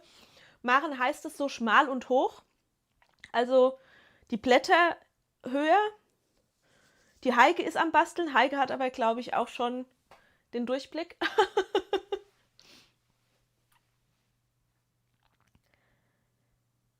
Ob ich die Lasche eben nach innen geklebt habe, schau mal hier oben, die Klebelaschen hier am oberen Rand, wo quasi das runde Außenteil auf dieses zackige Außenteil trifft, ja, die sind innen und hier innen angeklebt. Kann weitergehen, hervorragend. Dann geht es auch direkt weiter, würde ich sagen. Wir haben ja schließlich noch ein ganzes Teil vor uns. Danke, die Sigrid schreibt, das ist genial überlegt. Ich danke dir. Viele, viele Jahre Erfahrung mit solchen Projekten führen irgendwann genau dazu.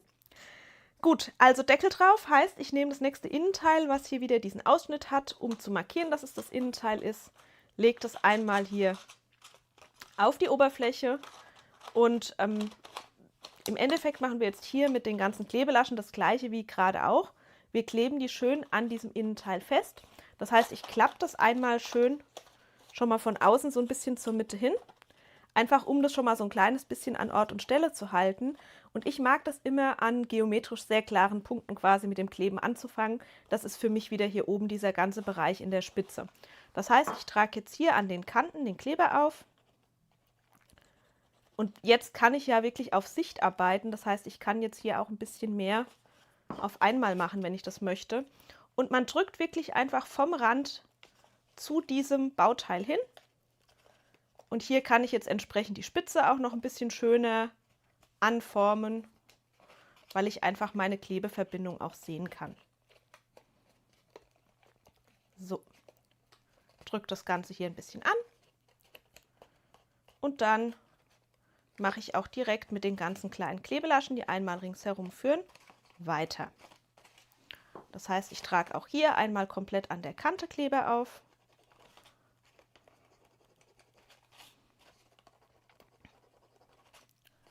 Und auf dieser zweiten Seite brauche ich entsprechend jetzt gar kein Hilfsmittel in dem Sinne. Ihr seht auch, hier habe ich nicht lang genug gedrückt.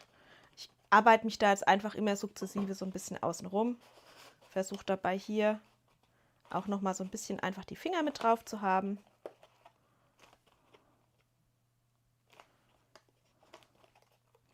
Und durch diese Innenkonstruktion, sage ich mal, kann man da halt relativ schön einfach ranarbeiten, ohne sich allzu viele Sorgen oder Gedanken machen zu müssen. So, das ist für mich gerade ganz spannend. Ich habe das nur akustisch, glaube ich, mitbekommen, dass ich am Anfang meinen Kleber aufgefüllt habe. Und ich habe so das Gefühl, dass der Kleber frisch aus der Ponaltube sich wieder so ein kleines bisschen feuchter verhält, als der halt jetzt schon länger in meinem abgefüllten Fläschchen drin war. Das heißt, ich habe das Gefühl, ich muss ein kleines bisschen länger halten, damit das Ganze dann auch wirklich hält. So.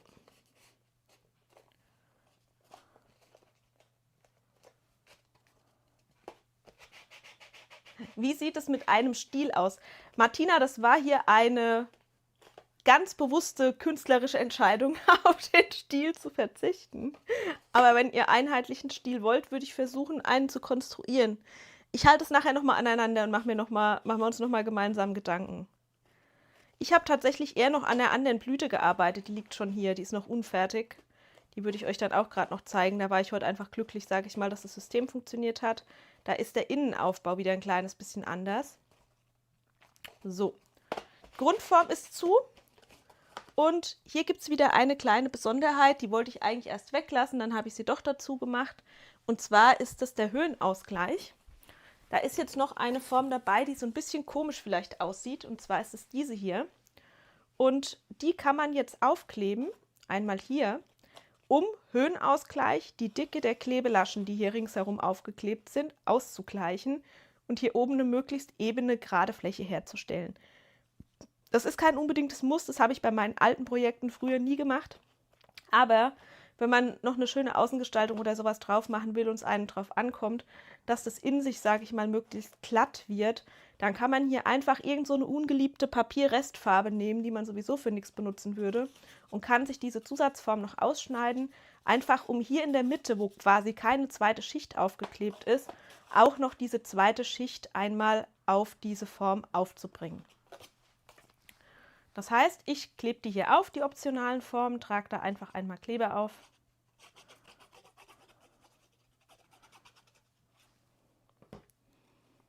Und klebe die hier hin.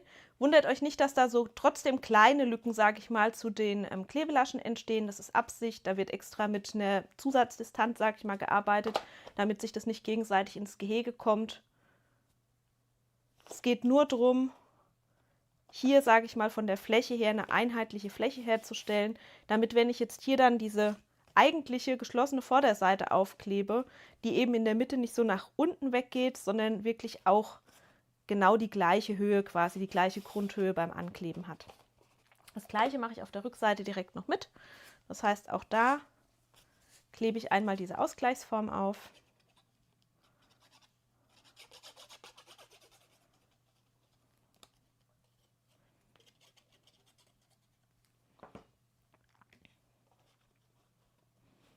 So, das habe ich irgendwann mal angefangen und einige von euch mögen das eigentlich ganz gerne mit der Ausgleichsform. Dürft ihr auch gerne mal schreiben, ob ihr die verklebt oder ob ihr die weglasst. Der Martina fehlt was ohne Stiel. Ist kein Thema, Martina. Das muss nicht. Geschmäcker sind verschieden. Es muss nicht jedem gleich gefallen. Die Idee bei dem Teil ist eigentlich, das wird nicht aufeinander geklebt, das wird nur aufeinander gestellt. Aber das sieht man gleich nochmal, wenn ich das Zusätzliche, was ich hier noch in Arbeit habe, zeige. So, Grundform steht, Höhenausgleich ist aufgeklebt. Den letzten Schritt könnt ihr euch denken. Wir kleben einfach nur die Vorder- und Rückseite jetzt außen noch auf, um das Ganze schön von außen abzuschließen. Für den Schritt lasse ich mir jetzt auch so einen kleinen Moment Zeit, weil ich das gerne möglichst gleichmäßig hier aufkleben will. Da bin ich nicht mehr so der Profi drin. Ich habe zu wenig Geklebtes gebastelt zuletzt. Habe ich immer wieder so festgestellt. Das heißt, es wird mir jetzt wahrscheinlich wieder passieren, dass ich zu viel von dem Ponal auftrage und das Papier sich dann doch wieder so ein bisschen wellt. Wir gucken mal. Das soll ja heute Abend keine Stressveranstaltung sein, sondern mal wieder ganz entspanntes Basteln. Darauf habe ich mich tatsächlich auch einfach gefreut. So. Und entsprechend nehmen wir uns dafür auch einfach die Zeit. Auch hier arretiere ich das immer gern erstmal so an den Spitzen, dass es da wirklich schön auch passt. So. Dann versuche ich da gerade mal so ein bisschen einheitlich einfach Druck drauf zu bringen. Immer Höhenausgleich, schreibt die Brigitte, sehr gut. Christine hat es noch nicht gemacht, finde es aber auch super. Kirsten sagt, wird auf jeden Fall genutzt. Sehr gut.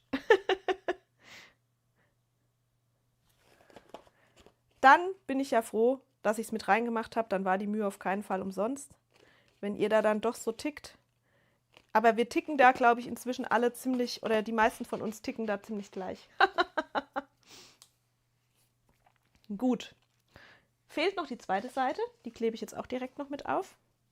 Ich zeige euch das jetzt nicht so genau von der Kante, es ist nämlich alles andere als perfekt, aber es ist jetzt für den Moment gut genug. So. Und damit haben wir jetzt fast schon die erste Hälfte geschafft.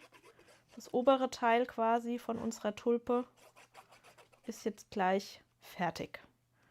Und wenn wir das haben, dann trinke ich einen Schluck und dann geht es mit der unteren Hälfte genauso entspannt weiter.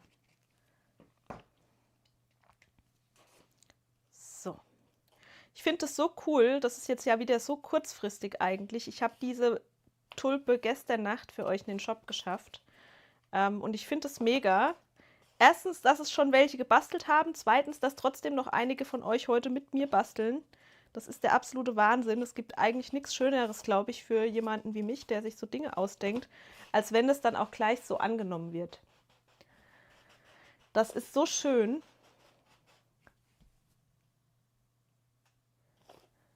Alicia sucht noch nach einem 3D-Drucker für Ungeduldige. Sag Bescheid, wenn du da was Besonderes auftust. Bei den Ungeduldigen wärst du bei mir auch gut untergebracht sozusagen. So, Blume ist zu.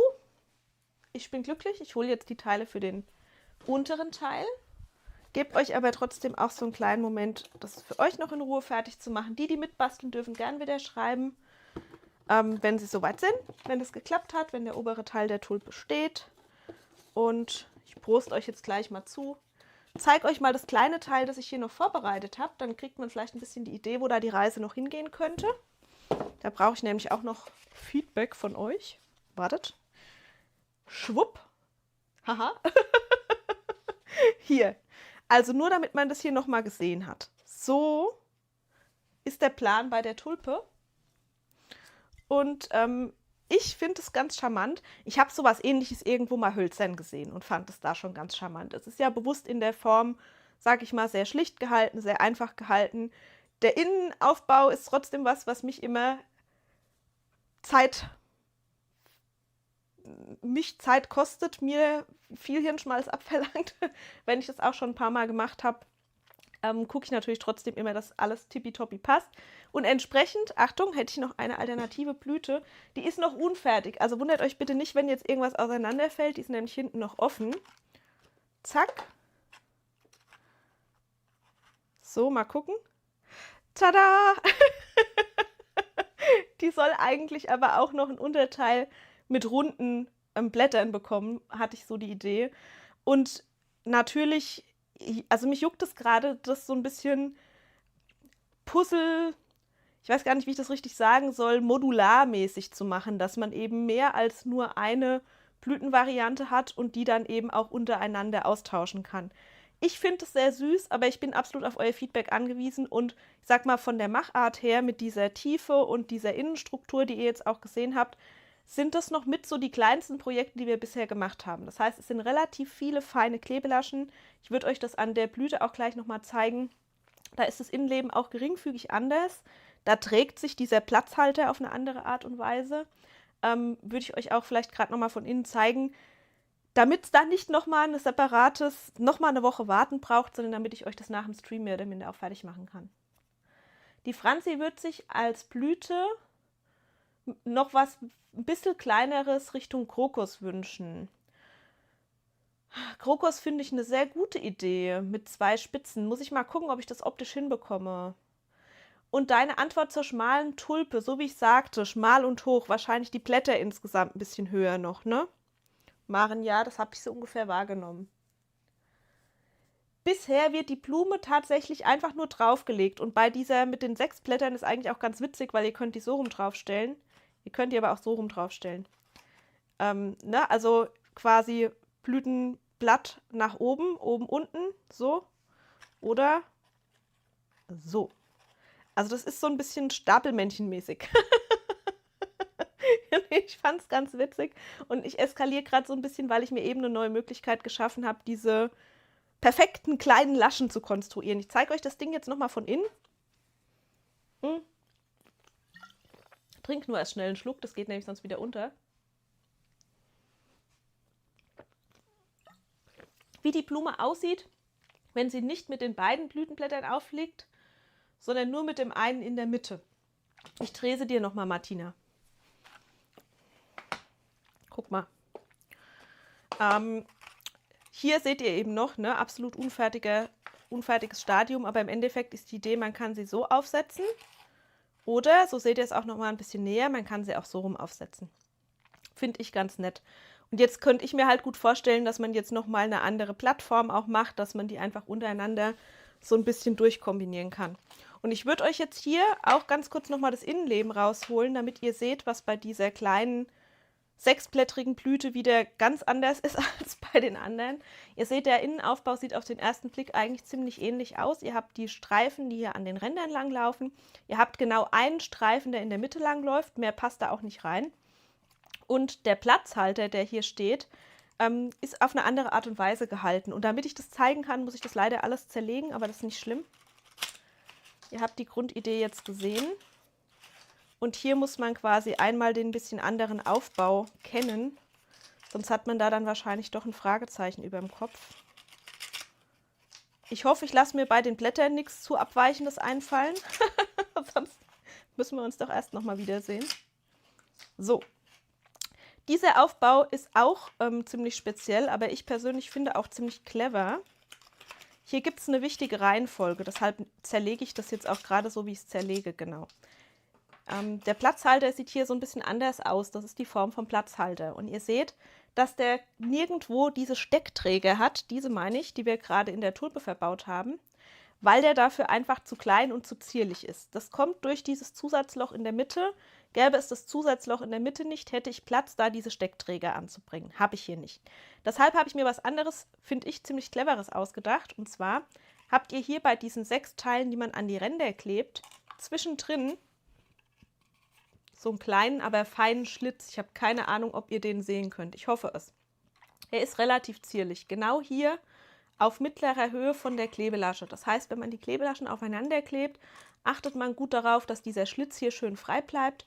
Und in diesem Schlitz auf halber Höhe setzt sich jetzt wiederum dieser Schlitz von dem Platzhalterteil. Das heißt, ich baue die Blüte soweit fertig. Ich habe also quasi eine Innenseite, habe da einmal innen den Streifen angeklebt, außen die Streifen angeklebt und dann kommt auch hier wieder der Platzhalter rein, allerdings ohne irgendwelche Steckträger, weil, wenn ihr so wollt, der Steckträger diesmal in diese äußere Klebelasche integriert ist. Das heißt, ich muss das so ein bisschen da rein friemeln, von oben nach unten schieben, dabei schon hier schauen, dass diese Vertiefungen an der richtigen Stelle stehen.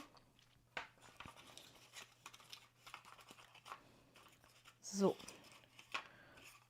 Und das Ganze hakt sich dann quasi hier seitlich in diese Vertiefung in der Klebelasche ein. Und das ist auch genau der Grund, warum ich jetzt als erstes den Ring in der Mitte einsetze, weil der Ring in der Mitte jetzt dafür sorgt, dass das nicht mehr zur Mitte hin rausrutschen kann. Ich habe das von oben nach unten eingesetzt. Das hat sich hier jeweils an diesen einzelnen Laschenvertiefungen eingehakt.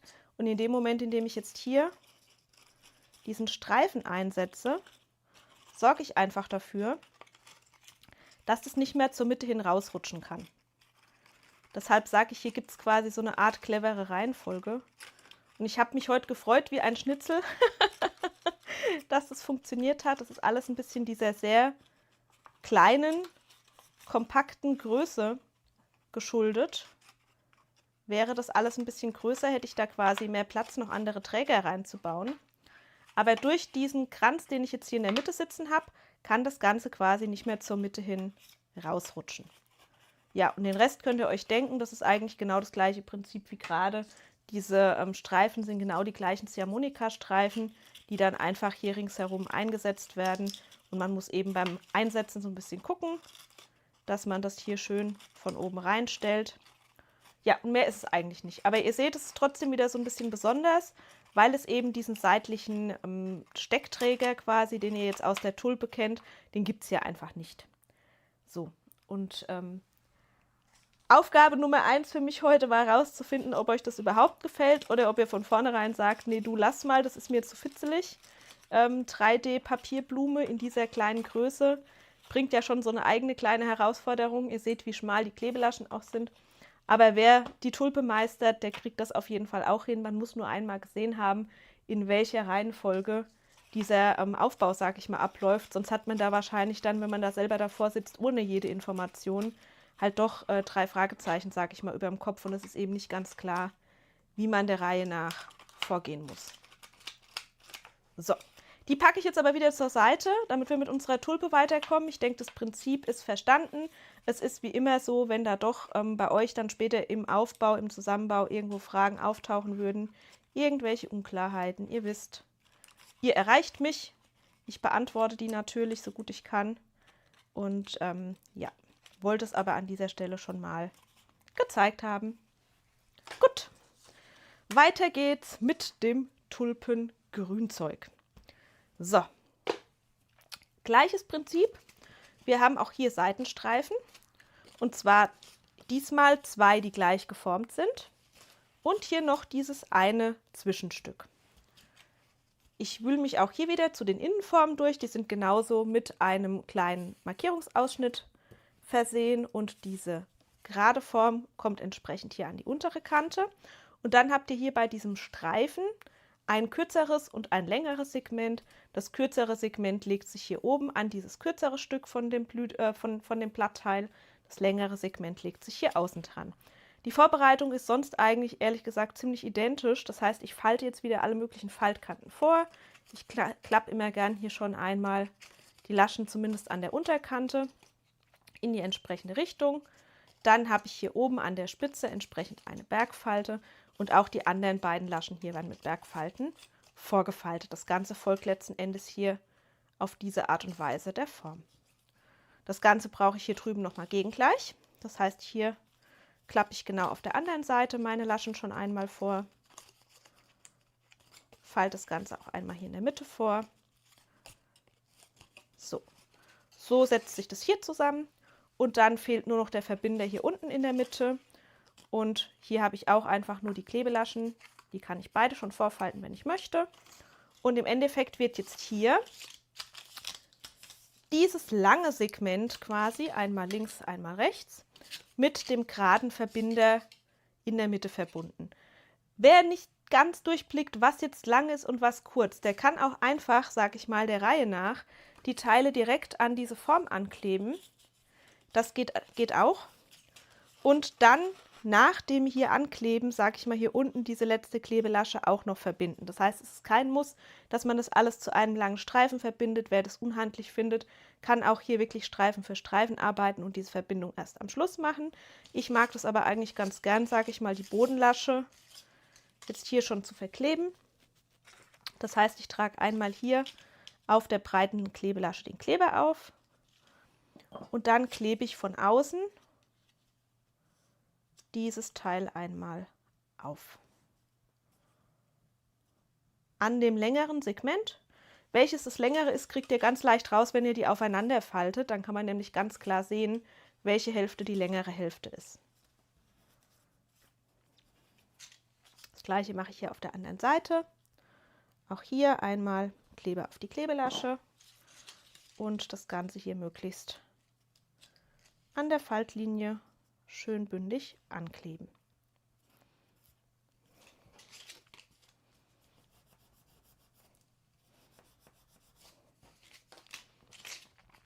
So, dann arbeite ich mich jetzt wieder rings um diese Form. Das heißt, ich beginne an irgendeiner Ecke, die mir sinnvoll erscheint. Ich beginne jetzt hier entsprechend unten in der Mitte, klebe das Ganze einmal hier an diese Führungsform an und dann arbeite ich mich einfach wieder außenrum.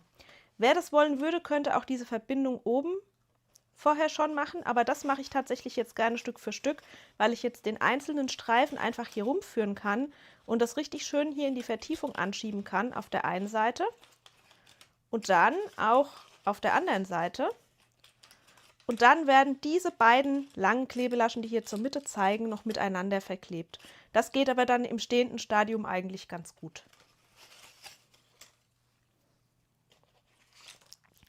Gut, also ich starte, indem ich hier zuerst diese Lasche festklebt. Ihr könnt den Kleber auf die Lasche auftragen, ihr könnt den auch auf die Führungsform auftragen, das ist eigentlich relativ egal. Wichtig ist hier mehr, dass man wirklich schön guckt, dass man hier links und rechts schön zwischen der Faltlinie sitzt und dafür mag ich es auch hier wieder einfach mit der einen Hand den Seitenstreifen wirklich schon schön anzuformen und dann wirklich einfach mit der anderen Hand die Klebeverbindung hier festzustreichen. So, dann arbeite ich mich einfach von meinem Fixpunkt aus einmal an der Form entlang. Das heißt, ich gehe jetzt hier einmal bis hoch zur Spitze.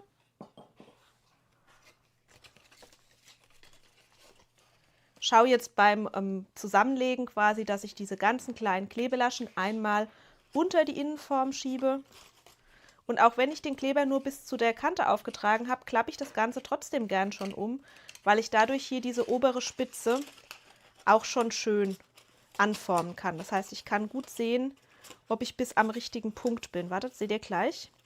Ich drücke das gerade mal so ein kleines bisschen an. So. Das ist aber so ein bisschen Geschmackssache. Da findet ihr für euch sicher ein Handling, das für euch auch gut funktioniert.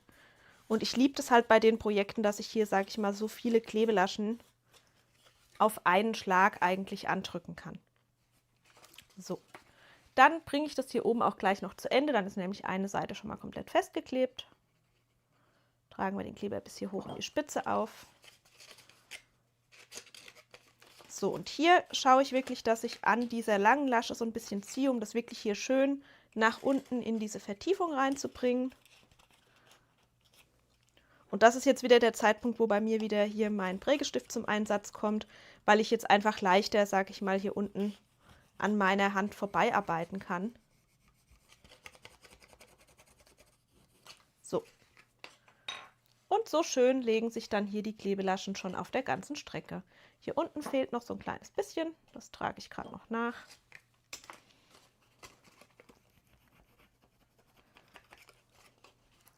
Und auf der zweiten Seite mache ich jetzt genau das Gleiche.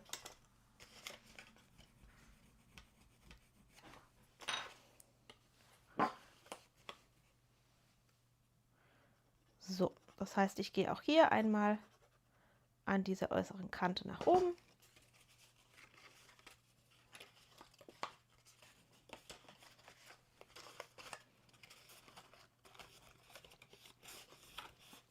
Streiche das Ganze gut fest. Und ich lese gerade die Beate, die sagt, sie könnte sich das auch gut als Girlande vorstellen. Ich überlege gerade, wo man da sinnvollerweise dann das Loch reinmachen würde, wenn man das aufhängen wollte. Ich grübel. Vielleicht hat ja der ein oder andere gerade die perfekte Eingebung für mich. Und hier habe ich jetzt gerade einen Fehler gemacht, den ihr bitte vermeidet. Aber meine Klebeverbindung ist Gott sei Dank noch so weich, dass ich das nochmal aufmachen kann. Und zwar habe ich genau das nicht gemacht, was ich vorher noch so schön erzählt habe. nämlich dass ich oben gleich mit um die Ecke gegangen bin. Dadurch hat sich das jetzt hier an der unteren Kante nach oben verschoben. Das heißt, ich nehme das jetzt hier in Kauf, dass ich eigentlich gleich 2 Seiten auf einmal mit Kleber versehen habe. Aber ich möchte es gern von oben von der Spitze her, sage ich mal, passender haben.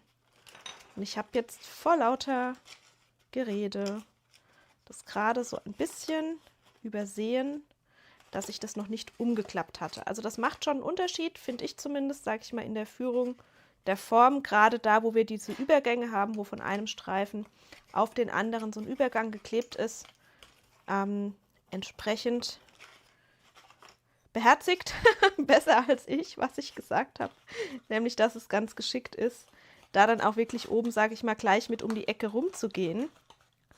Dann hat man das nämlich direkt schon da an Ort und Stelle, wo man es haben möchte. So. Und hier kann ich jetzt tatsächlich auch diese beiden Streifen, sage ich mal, schon so richtig schön aneinander anhalten. Die sollen ja hier dann bündig aufeinander laufen. Die sind ja hier auch genau gleich geformt. Es kann mir helfen, hier wirklich, sage ich mal, schön unten in diese Vertiefung reinzukommen. Und vor allem lasst euch bitte nicht aus der Ruhe bringen, wenn da irgendwo mal was nicht so funktioniert. Ihr habt es gerade gesehen, der Kleber ist in der Regel so nachgiebig, dass man da nochmal was tun kann. Gucken wir uns mal von außen an. Ja, das hat doch jetzt noch gut geklappt. Dafür, dass ich das jetzt gerade nochmal gelöst habe, bin ich damit ganz zufrieden. So, jetzt habe ich eben noch genau diese Verbindung hier oben in der Mitte. Da müssen diese beiden Laschen jetzt noch zusammengeklebt werden. Das heißt, ich trage hier auf diese eine Lasche Kleber auf und dann stelle ich das einfach schön auf und versuche die wirklich schön kantenbündig aufeinander zu legen. Dazu bin ich irgendwann übergegangen. Eigentlich habt ihr jetzt, sage ich mal, ja hier innen drin eine Talfalte, wenn man sich von außen den Streifenverlauf anschaut. Aber es lässt sich einfach schöner kleben, jetzt diese beiden Laschen, sage ich mal, hier Rücken an Rücken aufeinander zu kleben, als hier einen Umschlag zu haben, den ich einmal zur Seite hinweg kleben müsste. So, dann stellen wir uns dem gleichen Problem wie bei der Blüte auf. Wir müssen das Ganze wieder irgendwie auffüllen, um die zweite Seite auch einlegen und festkleben zu können. Und dafür kombinieren wir wieder diese Auflagestreifen, die wir mit einer Ziehharmonika-Faltung vorfalten. Und einen eigens entwickelten, auch ein bisschen speziellen Platzhalter. Der schaut so aus. Und der hat jetzt auch wieder seine eigene kleine Besonderheit. Und zwar habt ihr hier mehrere von diesen Trägern, die auch wieder in der Mitte vorgefaltet und dann einmal eingesteckt werden. Und die längeren von denen gehören hier an die Ecke unten rechts und unten links. Die werden also einfach hier drauf geschoben. Und da sind auch kürzere dabei, da ist es auch dabei geblieben, dass da kürzere dabei sind, weil ich gern wollte, dass auch dieser obere Teil irgendwie gehalten wird. Das würde zwar wahrscheinlich auch so irgendwie funktionieren, aber diese oberen beiden Spitzen sind jetzt noch komplett ohne Befestigung quasi auf der Z-Achse. Und dafür gibt es diese kleinen Teile, die werden auch in der Mitte gefaltet. Und jetzt, damit man hier in dieses schmale Stück nicht nochmal von außen einschneiden muss, einmal hier eingesteckt. Dafür gibt es diese große Öffnung. Ihr steckt es also einfach hier durch die Öffnung durch und schiebt es dann mit dem Schlitz hier Richtung Spitze. So sollte das Ganze aussehen, wenn es eingesteckt ist. Das heißt, ihr faltet diese kleinen Teile auch in der Mitte und nehmt die Öffnung, die sollte quasi nach oben von euch weg zeigen, steckt es hier einmal ein und schiebt es dann nach oben. Und der Sinn und Zweck des Ganzen ist eben einfach, dass auch diese vorderen Teile hier an der Spitze nochmal so eine kleine Befestigung oben unten haben und nicht völlig locker und lose liegen. Dieser andere Schlitz hier in der Mitte, der ist für diese Klebelasche reserviert, die wir zuletzt geklebt haben. Das heißt, wenn ich das Ganze jetzt hier einlege, dann setzt sich das genau hier an diesen Mittelsteg. So, und dann wird einfach wieder ringsherum aufgefüllt. Das heißt, ich habe hier schon meinen ersten Streifen. Den stelle ich jetzt auch direkt hier unten einmal ein und dadurch wird das auch hier oben, sage ich mal, schön direkt an diese Verbindung rangedrückt und ich kann ringsherum auffüllen. Ich arbeite mit insgesamt 5 Streifen, einen unten in der Mitte und dann einen hier nach oben und einen zur Mitte hin und auch hier nach oben und zur Mitte hin. So. Ich bin gespannt, was er hier zu diesem Teil sagt.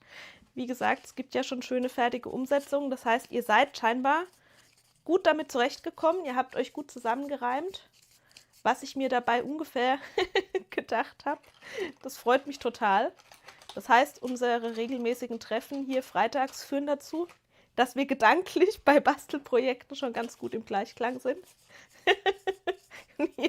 Meine Intention schon ohne meine Worte dazu ganz gut wahrscheinlich euch zusammenreiben könnt. Und wie gesagt, also vielleicht ist es hier auch Overkill, aber ich wollte es einfach nochmal zusätzlich befestigen, damit es nicht irgendwo lose hängt, sondern damit es wirklich hier einfach schön gehalten zwischendrin steht.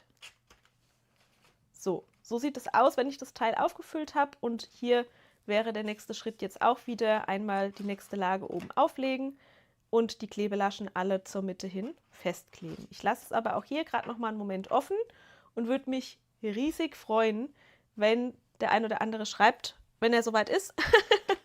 Dann weiß ich nämlich, dass es passt und dass ich das abschließen kann. Und lasst euch das so lange einen kleinen Moment offen liegen. Trinkt selber mal einen kleinen Schluck in der Zeit.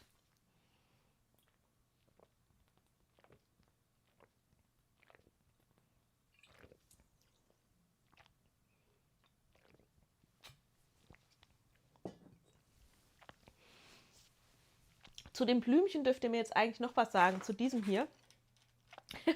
Ich freue mich, dass ihr so schön geschrieben habt, darf gerne in den Shop. Wenn ich da jetzt noch ein separates Grünzeug dazu mache, wollt ihr die Teile lieber alle einzeln haben, damit ihr selbst Mix-and-Match-mäßig die zusammenstellen könnt? Oder ist es fein, wenn direkt wieder eine Blume-Blatt-Kombination kommt? Weil in meinem Kopf zu den runden Blättern eigentlich auch gleich nochmal, also zu den runden Blütenblättern auch runde Blätter passen würden. So. Die Kirsten lädt gerade schon das Foto hoch. Sehr gut, die Kirsten ist schon fertig. Sieht aus wie Hasenohren, ja. Stimmt, könnten auch Hasenohren sein. Brigitta, wenn du sie zufällig braun bastelst und irgendwo drapierst, meinen Segen hast du. Ich wünsche mir dann ein Foto, bitte. Aber wenn die Kirsten schon hochlädt, heißt es, ich darf weitermachen, ne? Heißt es das? Ja, Tina schreibt schon gerne auch Mix and Match. Ja, der Unterschied, Tina, ist halt, wenn ihr sagt, euch ist es auch einzeln recht, wenn ich die Blume, dann, die ist halt fertig. Also es gibt halt noch kein Grünzeug dazu, die Blume wäre aber soweit. Ihr habt ja jetzt ja gesehen, es würde einfach schneller gehen. Maren sagt, das war prima selbsterklärend, hervorragend, das ist immer gut. Marina sagt, Blume und Blatt gern zusammen, mixen kann man immer noch. Ja, das stimmt auch. Einen Tag werde ich noch brauchen. Also es passiert heute passiert gar nichts mehr, das seht ihr mir hoffentlich nach. Ich warte noch so mit einem Auge, ob die Melanie vielleicht noch schreibt. Sie ist auch soweit. Ich will euch aber nicht stressen, lasst euch Zeit. Ich bin gerade wieder ich bin einfach nur gehypt. Ich habe einfach nur Bock weiterzumachen. Das soll euch nicht antreiben.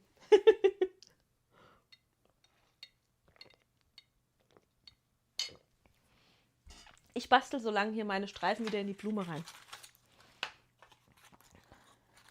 Ganz in Ruhe. Obwohl ich hier gerade feststelle, jawohl. Weiter geht's, perfekt. Es hat sich wieder gar nicht gelohnt, hier mich noch abzulenken. Okay, danke Melanie. Die Heike sagt auch weiter. Perfekt. Also, wir machen das Ganze jetzt zu. Ihr seht, das Innenleben sollte vorher so aussehen. 5 Streifen sind eingebaut, das heißt, ich habe eine super Auflagefläche, lege das Ganze einmal ein und arbeite mich jetzt auch wieder ringsherum. Ich mag das, weil ich jetzt ja hier die nicht vorgefaltet habe, sage ich mal, diese ganzen Laschen, die jetzt einfach kurz anzuknicken. Dafür könnt ihr eben super auch diese zusätzliche eingelegte Lage verwenden, weil die euch einfach, sage ich mal, eine stabile Kante gibt, an der ihr lang knicken könnt. So, und dann heißt es auch schon wieder Kleber auftragen, einmal ringsherum arbeiten.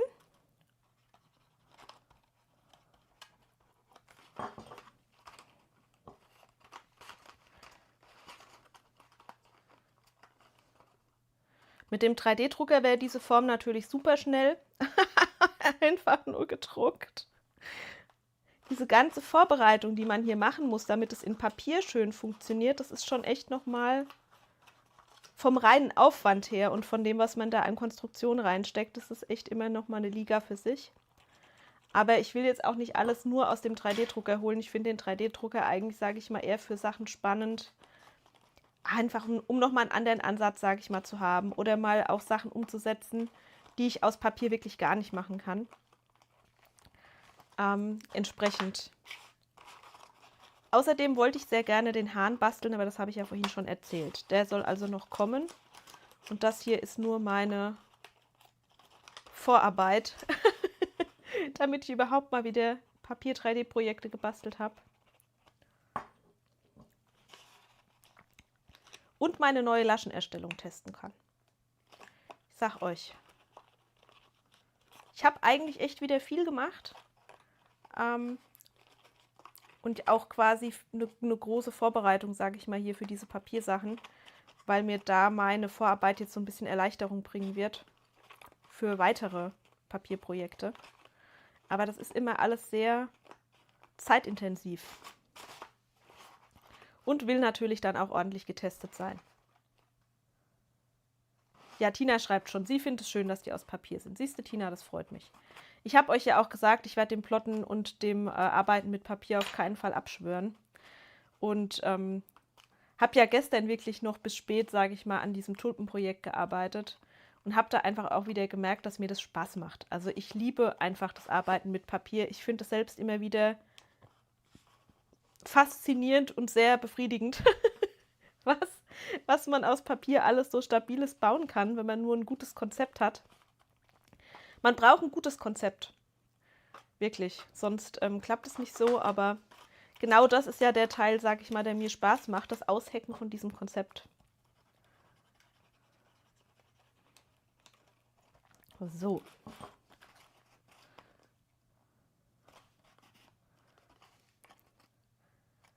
Franzi fragt, was brauchen wir da jetzt noch? Blume mit 6 Blättern, mit 5 Blättern, Tulpe hoch und schmal, Krokus. Und ein rundblättriges Unterteil. Alles aufgezählt. Ja, das sind zumindest die Sachen, die ihr jetzt heute aufgezählt habt. Noch eine andere Plattform.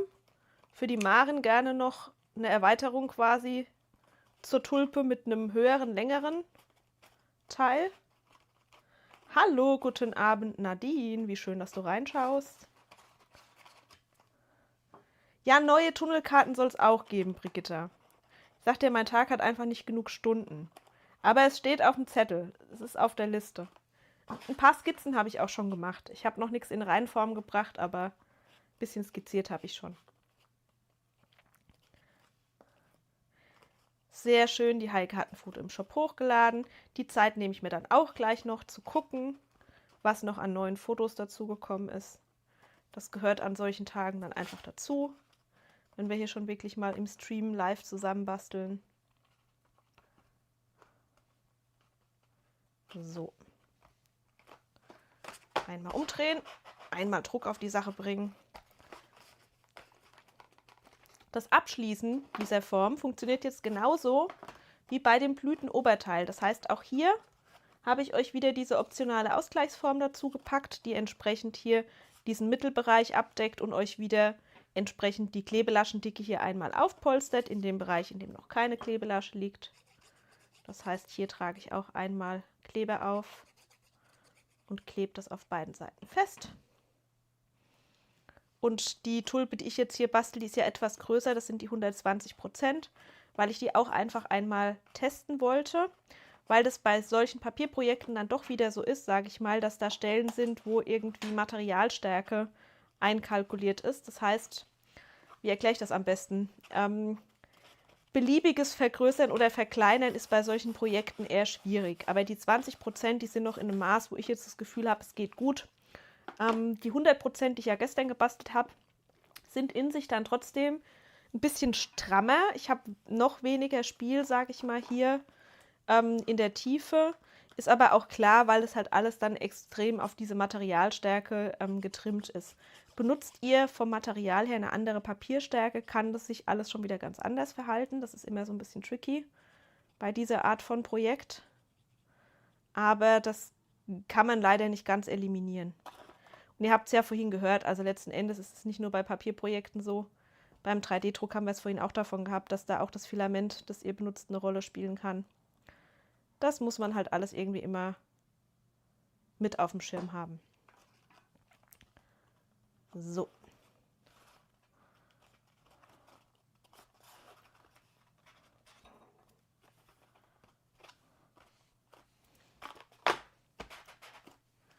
Gut. Und jetzt fehlt nur noch die Abdeckung. Das heißt, ich klebe jetzt noch einmal wirklich die finale Außenseite einmal auf der Vorder- und einmal auf der Rückseite. Ich muss nur ganz kurz mich hier um meine Klebetube kümmern, denn obwohl frisch aufgefüllt und nicht allzu lange offen, genau, hat die jetzt hier gerade irgendwie genau, man merkt es richtig, hier seht ihr den Faden, der da rauskommt, eine sehr kompakte Stelle. Jetzt ist es hoffentlich dann gleich wieder gut. Ich glaube, das liegt bei mir daran, dass ich die Ponal-Flasche, die ich aktuell benutze, schon relativ lang offen habe. Und ja nicht so die Königin darin bin, das dann immer alles auch gleich richtig zuzumachen.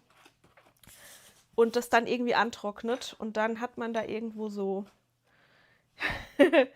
in meiner Vorstellung so ein bisschen wie die Haut auf Milch. So. Und das ballt sich dann irgendwann und will dann doch mal zur Kleberspitze raus. Und bei der Tube, die ich da heute benutze, geht es Gott sei Dank noch einigermaßen, weil die ist relativ breit in der Spitze. Ihr kennt es schon. Ich könnte jetzt das Basteln hier natürlich abbrechen, weil jeder von euch schafft es natürlich ohne mich, die Außenseiten da drauf zu kleben. Aber wenn ich das jetzt nicht fertig mache, dann liegt es mit ein bisschen Pech nächste Woche immer noch hier, weil ich mich sofort nach dem Stream natürlich wieder den nächsten Aufgaben widme. Deshalb nehme ich mir sehr gern die Zeit, die Projekte wirklich auch fertigzustellen. Also fertig. Nicht fertig, ich klebe das nachher fertig, sondern fertig. Ja, Franzi schreibt es gerade, sie hat es gemerkt beim Verkleinern, die Stützpfeiler vom Innenleben haben stramm reingepasst. Ja, genau, Franzi. Weil auch die Ausschnitte, sage ich mal, die da jetzt in dem Fall im Innenleben drin sind, natürlich an die Materialstärke angeglichen sind. Deshalb ist da Skalieren in jeder Richtung immer so ein bisschen eine Sache. Ein bisschen geht, aber in Maßen. So. Mit was klebt ihr eure Außenseiten? Auch einfach mit Ponal? Ich weiß, das sind so Fragen, die stelle ich immer wieder, aber ich werde nicht müde, das nachzufragen. Weil gerade wenn ich wie jetzt länger irgendwie nicht viel geklebt habe, dann hadere ich auch gern mal wieder mit meiner Kleberwahl, obwohl ich im Großen und Ganzen eigentlich sehr zufrieden bin mit dem Holzleim. Zumindest habe ich da noch kein Projekt, das mir irgendwie auseinandergefallen wäre. Ich habe keine Stellen, wo sich der Kleber irgendwie verfärbt hat. Ist ja auch schon viel wert. Haben wir auch schon anderes erlebt.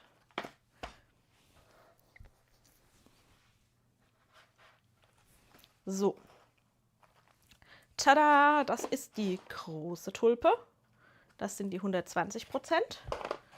Und das ist die kleine Tulpe. So. Geschafft.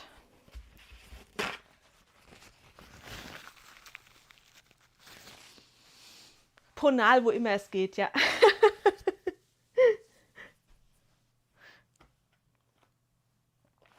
Sind die nicht süß? Ich finde die jetzt schon süß.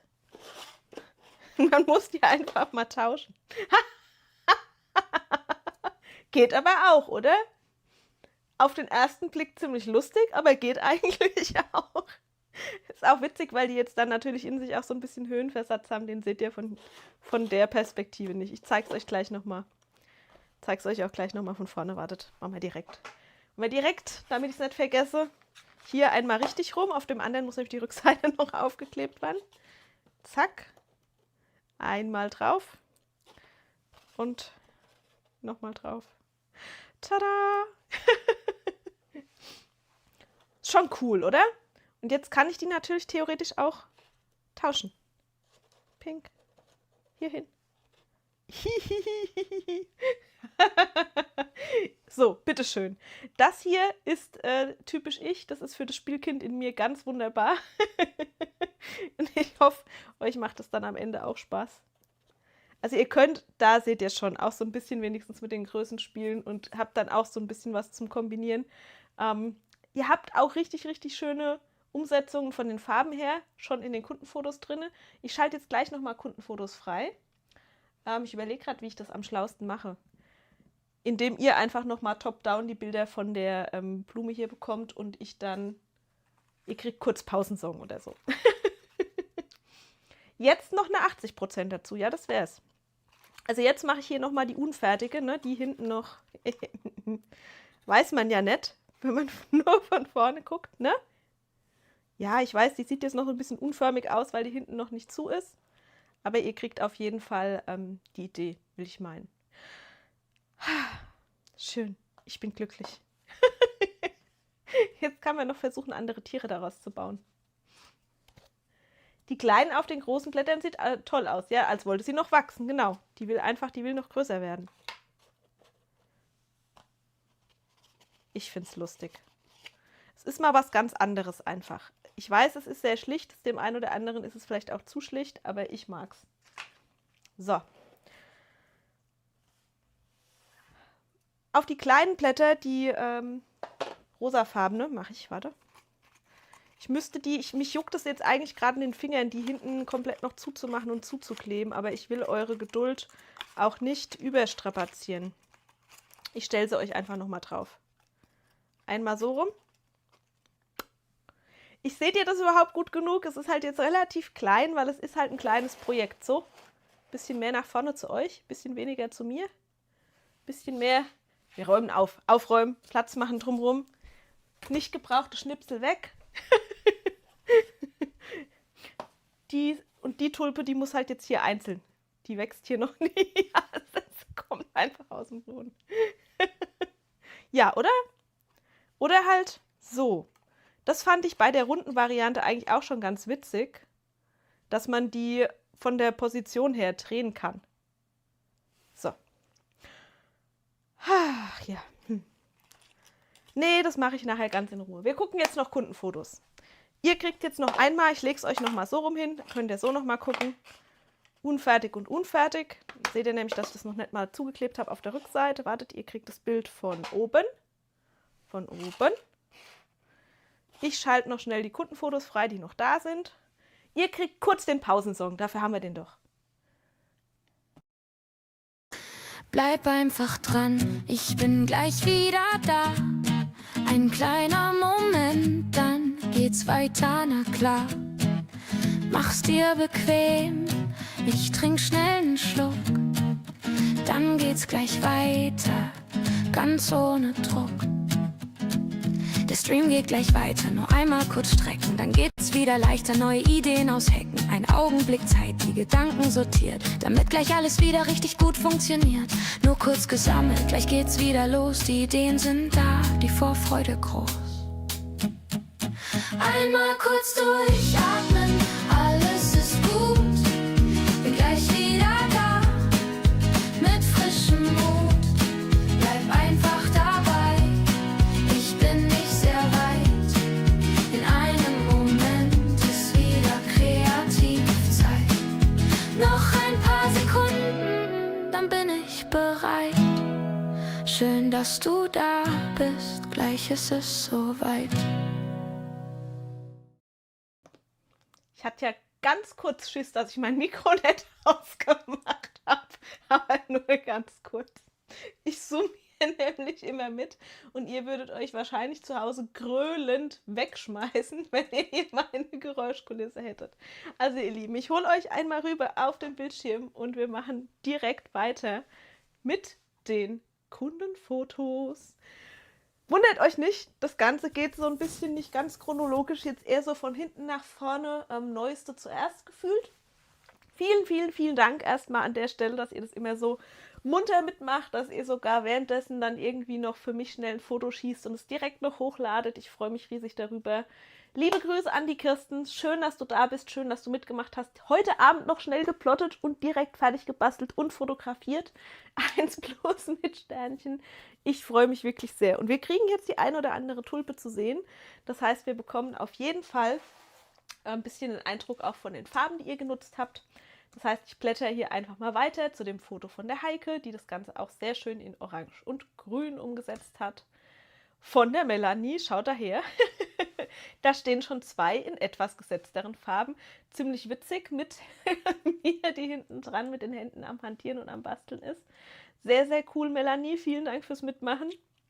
Und auch in diesem dunklen, kräftigen Rot gefällt mir das sehr gut. Die Heike hat ein Weiß, ist es richtig? Erkenne ich es richtig? Vor lauter Pink und Rot eine weiße Tulpe gebastelt mit Grün. Ihr wart so tüchtig. Und die Stefanie hat heute Mittag, glaube ich, oder kurz vor Abend noch schnell das Foto hochgeladen. Auch eine sehr schicke Umsetzung. Also für alle, die es mal ganz anders mögen. Schwarz mit Weiß und offensichtlich geprägtem Karton. Sehr, sehr hübsch. Sehr, sehr hübsch. Also ihr habt wirklich wieder ganz unterschiedlich auch gewählt und das fand ich mega. Hier ist die Katja, die auch tüchtig war und schnell vor dem Stream noch hochgeladen hat in Lila mit Grün. Dann noch ein Foto von der Christine, auch in Rot und Grün. Und da ist auch die Kleberfrage direkt beantwortet. Da steht da hinten dran der Ponal. Sehr, sehr gut. Und hier geht es jetzt einmal ganz kurz mit einem Abstecher zu Angelika. Die hat nämlich die Lichterkette umgesetzt. Eine Kombination aus Sternchen und Schneeflocken.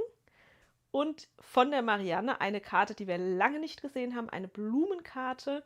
Ich verspreche, es gibt gleich noch ein paar mehr Tulpen, ich weiß es. Aber hier fand ich es auch ganz süß zu sehen, wie sie das aufbereitet hat, dass sie das quasi eingetütet hat, vorbereitet hat. So habe ich meine Sachen übrigens früher immer für die Märkte vorbereitet, wenn ich auf einen Markt gegangen bin. Also sehr, sehr nett. Dann war die Silvia fleißig. Ich liebe es, dass ich von euch jetzt wieder mehr Bilder auch zu den Tunnelkarten und Tunnelkartenerweiterungen bekomme. Und scheinbar der ein oder andere jetzt richtig Bock hat, seit es diese neue Erweiterungsmöglichkeit im Shop gibt und ihr nicht mehr selbst die Motive mit den Erweiterungsformen kombinieren müsst, sondern das für euch automatisch im Shop passiert. Danke, Silvia. Mit einer 10er Lichterkette beleuchtet, die reicht vollkommen, hat sie uns dazu geschrieben. Dann von der Nicole. Nicole, ganz liebe Grüße an dich. Du bist auch eine meiner fleißigsten Fotobienen. Ich merke das schon übrigens, das ist ganz witzig. Ich erkenne, würde ich sagen, auch viele eurer Bilder inzwischen einfach an der Art, wie das Bild gemacht ist, wo fotografiert ist, kann ich oft schon sagen, ah ja, Nicole. Und die hat hier die Blume Maren umgesetzt. Sehr, sehr schön. Dann von der Maren, wo wir es gerade von Maren haben, die Tulpe richtig edel in Weiß und Schwarz mit einem Happy Spring Schriftzug drauf. Maren, du warst die allererste, die das Bild quasi schon in der Story hatte. Ich bin ja nicht so der frühe Vogel, ihr wisst, ich arbeite immer bis spät nachts und dann bin ich eher so der Typ, der morgens auch nicht allzu früh aufsteht. Und heute relativ, also für mich früh am Tag, habe ich direkt dieses Bild gesehen und habe mich gefreut wie blöde. Ich habe mich wirklich gefreut wie verrückt, weil ich echt, wenn ich so lange nichts in der Richtung gemacht habe, einfach unsicher war, ob euch das überhaupt gefällt, ob euch das zu schlicht ist, ob euch die Formen zu gerade sind, keine Ahnung. Also ich mache mir immer 1000 Gedanken und bin dann ganz verunsichert und ja, wenn du dann die Augen aufmachst, hast gestern Nacht noch schnell das Ding in den Shop irgendwie geschafft und hast eigentlich schon die erste Umsetzung. Das ist so cool. Also an der Stelle nicht nur danke für die sehr schicke, sondern auch für die wahnsinnig schnelle Umsetzung. Und dann auch noch in den Shop hochgeladen. Also auch wieder 1+++ mit Sternchen. Hier auch von der Nicole, die war auch sehr schnell. In Violett mit Grün. Und von der Christine auch in Rot und Grün. Ich liebe es. Ihr wart so fleißig. Und jetzt machen wir nochmal einen Abstecher zu den 3D-Druckdateien. Da war die Sonja nämlich ganz fleißig. Die hat den Hasen umgesetzt in der sehr schönen Farbe übrigens. Sonjas gefällt mir sehr gut. Die Körbchen gibt es gleich einen ganzen Schwung zu sehen. Ihr habt zum Teil so schöne Filamente im Einsatz. Ich immer mit meinem langweiligen Weiß schäme mich da fast ein bisschen. Aber ich freue mich immer riesig, wenn wir dann auch eure Umsetzung sehen und da so viel Abwechslung dabei ist. Hier haben wir Angelikas sehr hübsche Lichterkette, nochmal aus der Nähe. Bei den 3D-Druckleuten, ich finde, wir brauchen auch frühlings- und sommertaugliche Lichterketten. Ideen dazu bitte gerne an mich. Hier war auch die Angelika fleißig. Die hat viele, wirklich viele von den Tunnelkarten mit der Erweiterung, mit dem 3D-Druckrahmen umgesetzt. Sehen wir hier auch nochmal aus der Nähe. Das Vögelchen, die Blumen, der Baum, die Tulpen, der Schmetterling. Richtig, richtig schön. Angelika, vielen Dank, dass du dir auch so die Mühe gemacht hast, das einmal quasi so im Ganzen für uns zu fotografieren, dass man so eine Idee kriegt, dass du das richtig schön am Treppenaufgang aufgehängt hast und dann auch nochmal Bilder von den Motiven zu machen. Mit der Schildkröte hier, den verschiedenen Blumenvarianten, hier unten der Marienkäfer und die Mini-Tunnelkarte Mandala. Ich habe euch die übrigens im Shop bei den Kundenfotos auch alle wieder an den richtigen Projekten verlinkt. Hier war die Annette fleißig. Da habe ich noch eine Empfehlung für euch. Das fand ich nämlich richtig süß. Die Annette hat mit, Annette, korrigiere mich, wenn ich es falsch sage, Acrylstiften, richtig, das Osterei angemalt. Fand ich richtig, richtig niedlich, weil man damit den einzelnen Perlen quasi auch nochmal den Look unterschiedlicher Perlen wirklich geben kann. Also auch eine sehr schöne Idee. Hier sieht man es nochmal ein bisschen besser aus der Nähe. Und hier steht es auch drauf, Acrylic Paint Marker. Das heißt, mit Acrylmarker war ich, glaube ich, vom Kopf her schon richtig. So, hier noch eine Variante von dem Blumenkörbchen, gedruckt von der Christine. Dann von der Annette, die hat hier einmal den Reagenzglashalter Herz auch nochmal in der schönen rosa Farbe umgesetzt. Von der Katja die Eier. Katja, liebe Grüße an dich. Du bist auch eine, die mir schon unheimlich viele Fotos hochgeladen hat, egal ob im Plotterbereich oder im 3D-Druckbereich. Ich freue mich über jedes einzelne. Und die Katja hat auch ein echtes Händchen für Filamente. Da sind wirklich immer sehr schöne Farben dabei. Ich liebe diese Farbkombination. Richtig, richtig, richtig gut. Katja, hier kannst du uns mal noch verraten, ob du da eine fertige Perle reingebaut hast, ob du selbst was gebastelt hast, ob euch so ein Abstandhalter noch helfen würde, weil den könnte ich euch natürlich sonst auch konstruieren. Ist nämlich wahrscheinlich auch nicht jedem klar, wie man sowas selber machen kann. Würde ich ganz spannend finden. Ups, was ist da los? Hallo, es geht nicht weiter. Es mag nicht. Wenn ich jetzt neu laden muss, müssen wir alle Bilder nochmal von vorne angucken. Oh oh. Ich hoffe zumindest, dass ihr mich noch hören könnt. Ja, jetzt. Die Vermutung, die da nämlich nahe lag, war, dass sich da eventuell das Internet verabschiedet hat. Aber es ist okay, wir sind noch da. Alicia schreibt Schmetterlinge in 3D. Für die Lichterkette finde ich eine schöne Idee. Oder dann Schmetterlinge und Blumen, dann kann man abwechseln. Haha. Also, weiter zu den Bildern, hier auch von der Katja. Umgesetzt wurde hier die Blume Maren in der Akkulampen-Variante. Die große Variante wartet übrigens immer noch darauf, dass sie geplottet wird. Ich habe ja im Moment so ein bisschen Zwist mit meinen Plottern. Dazu erzähle ich euch irgendwann mal mehr, aber dafür muss ich viel, viel, viel plotten und deshalb ist es irgendwie liegen geblieben. Kommt aber noch. Es ist nicht vergessen, es ist vorbereitet. So, hier auch nochmal in beleuchtet. Und nochmal in richtig dunkel. Sehr, sehr, sehr schön, Katja. Und total spannend, weil ich persönlich, wenn ich jetzt an Blume denke, wahrscheinlich nicht hellgrün und weiß kombiniert hätte. Aber ich finde, es sieht total schick aus.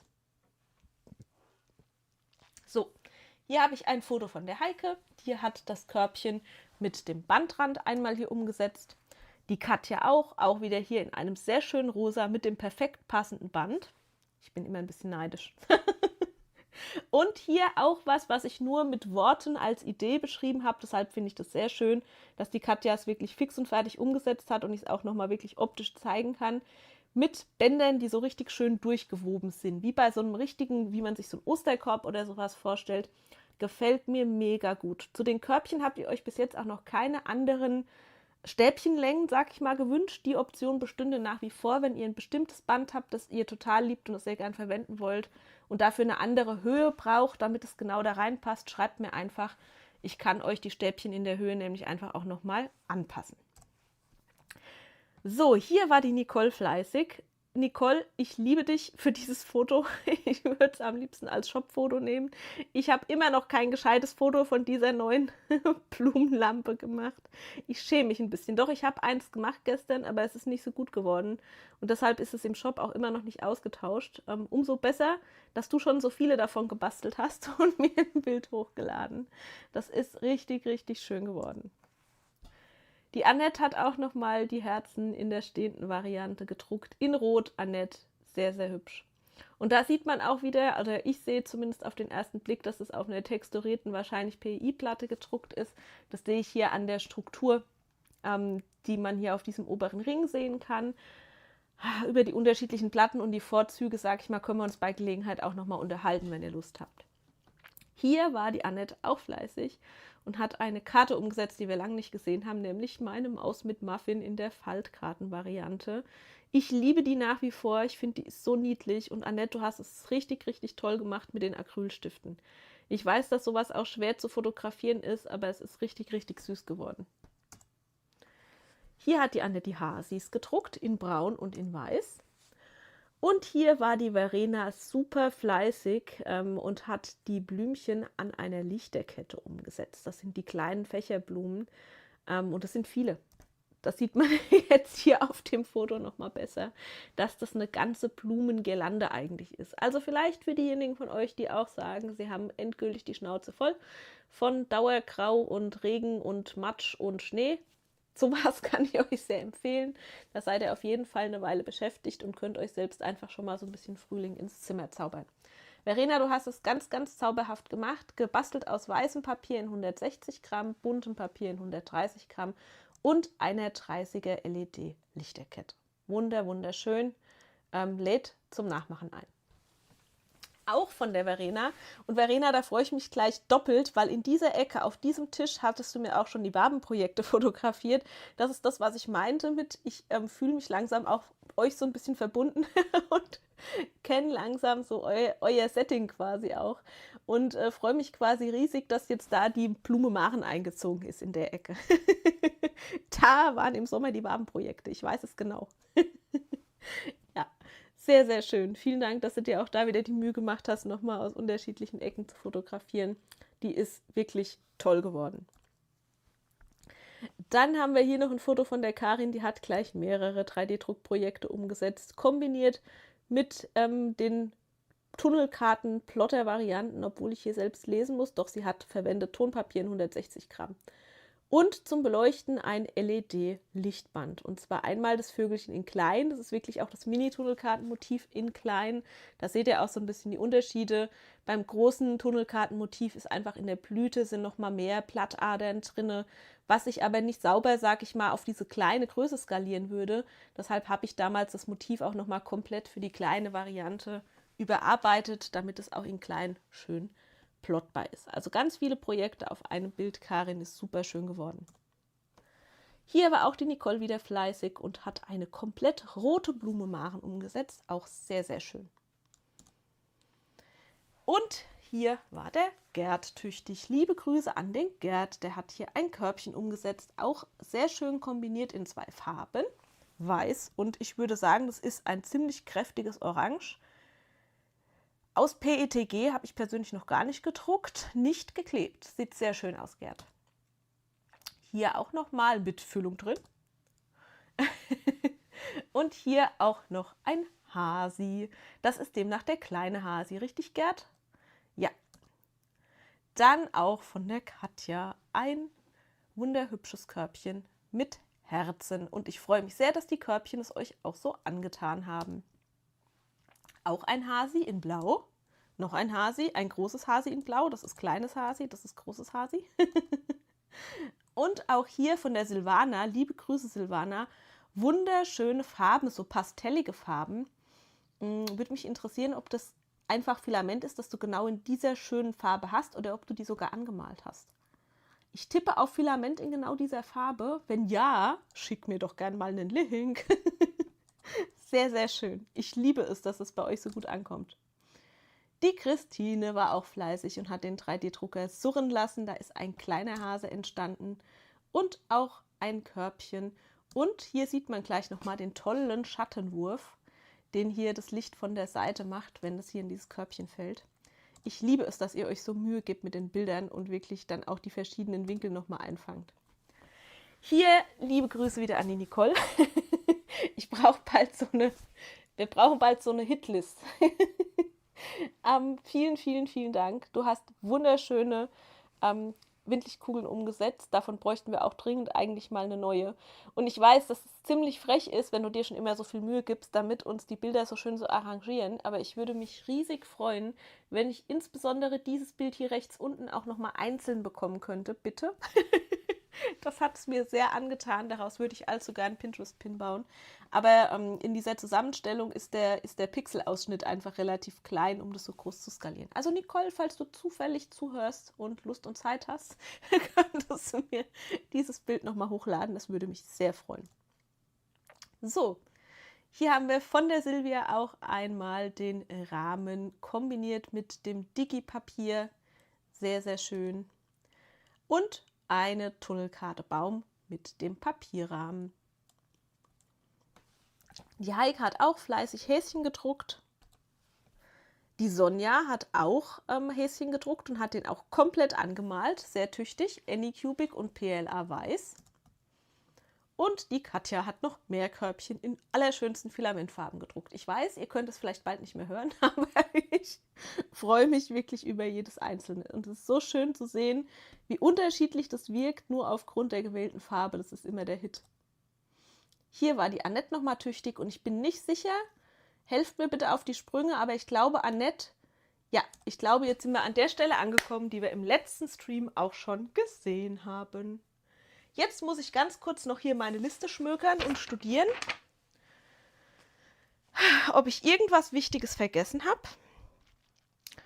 Ich glaube eigentlich nicht. Ich glaube, wir haben eigentlich alles Wichtige besprochen. Ich gucke jetzt gleich noch mal in den Chat, ob da irgendwas noch markiert ist, was ich vielleicht übersehen hätte. Und falls das nicht der Fall sein sollte, meine Lieben, wären wir tatsächlich schon durch für heute. Und das wäre ultra sportlich, weil es ist gerade mal kurz nach 10. Gute 2 Stunden und das, obwohl wir eine komplette Blume gebastelt haben, uns Blumenvarianten angeguckt haben, uns alle möglichen anderen Projekte angeguckt haben. Wir waren heute ziemlich tüchtig. Seid ihr noch anwesend? Ich bin immer nicht ganz sicher, ob es an mir liegt, ob es an euch liegt. Ihr seid so still, aber ihr wart wahrscheinlich jetzt gerade so im mit mir freudig Bilder konsumieren Modus, stimmt's? Und ich bin immer für euch, kriege ich auch immer gesagt. 1 Minute fast, das ist ziemlich viel. Bastelfreitag, erfolgreich absolviert, eigentlich fast zu schnell absolviert. Ihr habt zu schnell gebastelt. Biene und Schmetterling für die Lichterkette wäre doch was. Ich schreibe es auf. Ich wollte noch mal ganz kurz aufnotieren. Biene, für mich wäre es dann aber auch die Blume. Schmetterling für die Lichterkette. Muss ich mal gucken, ob ich das schön hinbekomme. Ihr seid noch da, sehr gut. Das freut mich. Ihr dürft jetzt quasi gerne wieder laut geben. So schöne Bilder, ja Marina, das finde ich auch. Vielen Dank nochmal an alle, die sich die Mühe machen. Oh, ein Mini-Anliegen habe ich noch. Ein paar Bilder musste ich leider aussortieren, weil da Designs drauf waren, die ich nicht zuordnen konnte. Wenn ihr euch schon die Mühe macht, Fotos quasi für mich für die Webseite zu machen, wäre es total cool, wenn ihr quasi so gut wie es geht einmal alles drumherum zur Seite räumt. Das geht nicht darum, dass ich nicht Werbung für andere machen will. Es geht darum, wenn da Designs von Dritten abgebildet sind und ich benutze das Bild für mich werblich, dann kann das einfach juristisch Schwierigkeiten geben. Und weil ich mich da nicht auf dünnes Eis begeben will, sortiere ich solche Bilder einfach aus, weil ich da in kein Wespennest irgendwie stechen will. Deshalb nicht wundern, wenn irgendwo mal was gelöscht wird oder verschwindet. Das liegt nicht an euch, das ist keine persönliche Kritik, irgendwas. Manchmal muss ich einfach Bilder aussortieren, wo ich nicht sicher bin, sag ich mal, wie sich das verhält. So. Für 3D-Druck habe ich aufgeschrieben. Hier das Blümchen habe ich ja quasi die Arbeitsaufgabe von euch, das mal fertig zu machen. Was mich jetzt selber gewundert hat, ist, dass bei den Bildern das schöne Huhn nicht dabei war. Ich habe es gerade vorhin, glaube ich, erzählt, dass die Nicole mir so ein tolles Bild hochgeladen hat von ihrem Huhn. Oh, Christian hat auch mitgebastelt und seins fehlt noch. Warte. Lass mich einmal ganz kurz gucken. Das kam wahrscheinlich erst an, als ich schon durch war mit Freischalten. Lass mich mal schnell schauen. Wenn ihr schon extra mitbastelt, da sind noch 2 Bilder. Dann holen wir die natürlich auch noch rein. Wir sind ja hier nicht auf der Flucht. Einmal von der Franziska. Und hier ist auch die Arbeit vom Christian. Wartet. Ich hole euch gleich auf den Bildschirm. Jetzt seid ihr mir nämlich ansonsten abhanden gekommen. Zack. Ich hoffe, das hat geklappt. Ich hoffe, ihr seht, was ich sehe. Vielen Dank, liebe Heike, lieber Christian. Ich freue mich sehr, dass ihr auch extra gewerkelt habt. Es hat mich sehr, sehr gefreut. Hier direkt noch eine Zusatzmission, auch wenn die Juliette hier hinten dran steht. Dieses kleine Stück von der Tulpe hätte ich auch gern noch gesehen. Ich weiß, ich bin so frech.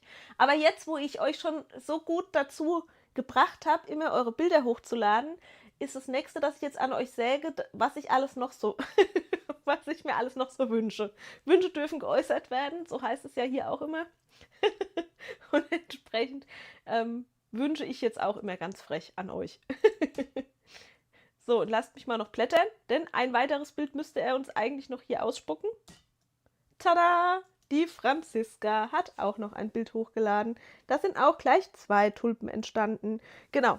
Und ich wollte die 2 Tulpen, die entstanden sind, sind genau mein Stichwort, noch ganz kurz aufschreiben, was in der Sparte jetzt noch zu tun ist. Christian hat die 120% gemacht. Sehr schön. Das heißt, ihr habt beide fleißig mitgearbeitet. Liebe Grüße an euch beide. Sehr tüchtig.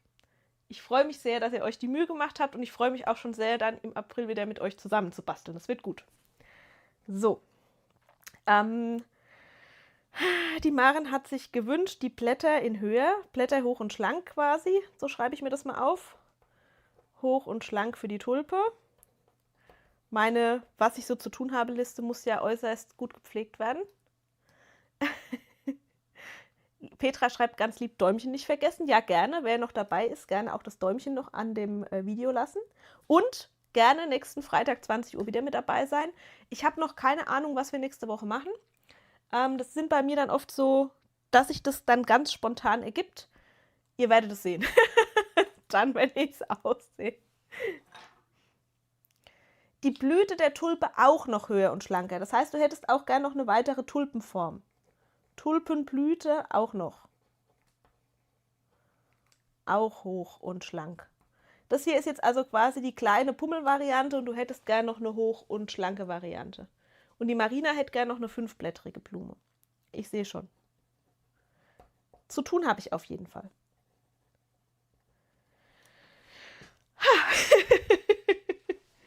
Ach, ihr Lieben, ich hoffe, genau, geht vielleicht eine Narzisse für die Blumen? Das ist eine gute Frage. Darüber muss ich mir mal Gedanken machen, weil die müsste dann ja eigentlich noch so einen Teil nach vorne haben. Die Narzisse notiere ich mal mit einem Fragezeichen. Die Tulpe kann man ja schon klar als Tulpe erkennen, auch wenn sie so sehr schlicht gehalten ist. Ja, das ist die Moppeltulpe, eine Osterglocke, ja. Was macht der 3D-Ständer? Der große, ne? Der Sternständer. Neben mir stehen und mich vorwurfsvoll angucken, mit dem ist noch nichts passiert. Der wurde nur aus dem Weg geräumt, dass ich endlich mal einen Plotter kann. Aber Anita, bitte nicht locker lassen, erinnere mich mehrfach, der soll unbedingt noch fertig werden. Es muss mich nur mal packen. Das ist das gleiche Problem wie bei den Plotterdateien. Wenn es lang genug zur Seite gelegt ist, dann ist es relativ schwer für mich wieder in Tritt zu kommen oder mir erst wieder Gedanken zu machen, was genau ich mir wo gedacht habe und was noch fehlt. Das ist dann manchmal so ein bisschen stressig. Neue Motive für die Ostereier ohne Kleben würde ich auch sehr gut finden, weil ihr seht es vielleicht. Ein bisschen was hier hinten dran hat sich schon verändert. Es ist sehr voll aktuell, das seht ihr auch. Ich müsste dringend mal ein bisschen ausräumen. Die Wintersachen stehen noch, mein Schneemann steht noch und so. Aber hier ist schon meine Kugel ohne Kleben in groß mit dem Blumenmotiv eingezogen. Da oben steht die andere Blume Maren. Also ich habe letzte Woche so ein bisschen was rausgegraben. Da drüben steht eins von den super stabilen Ostereiern. Es ist schon so ein bisschen was Richtung Frühling und Ostern auch hinter mich gewandert. Auch Sachen, die ihr noch gar nicht kennt. Oder zumindest die noch nie im Shop angekommen sind. Die sich noch hinter mir im Regal verstecken. Aber da können wir uns sonst nächste Woche zur Not mal in aller Ruhe umgucken. Ein Motiv für die Laterne ohne Kleben. Was für ein Motiv, Nadine? Ein ganz kleines bisschen genauer und dann macht es hoffentlich gleich Klick. Ich schreibe es aber auf jeden Fall schon mal auf. Und neue Motive für die Ostereier. Für die kleinen Ostereier ohne Kleben oder für die großen? Muss ich jetzt auch noch fragen.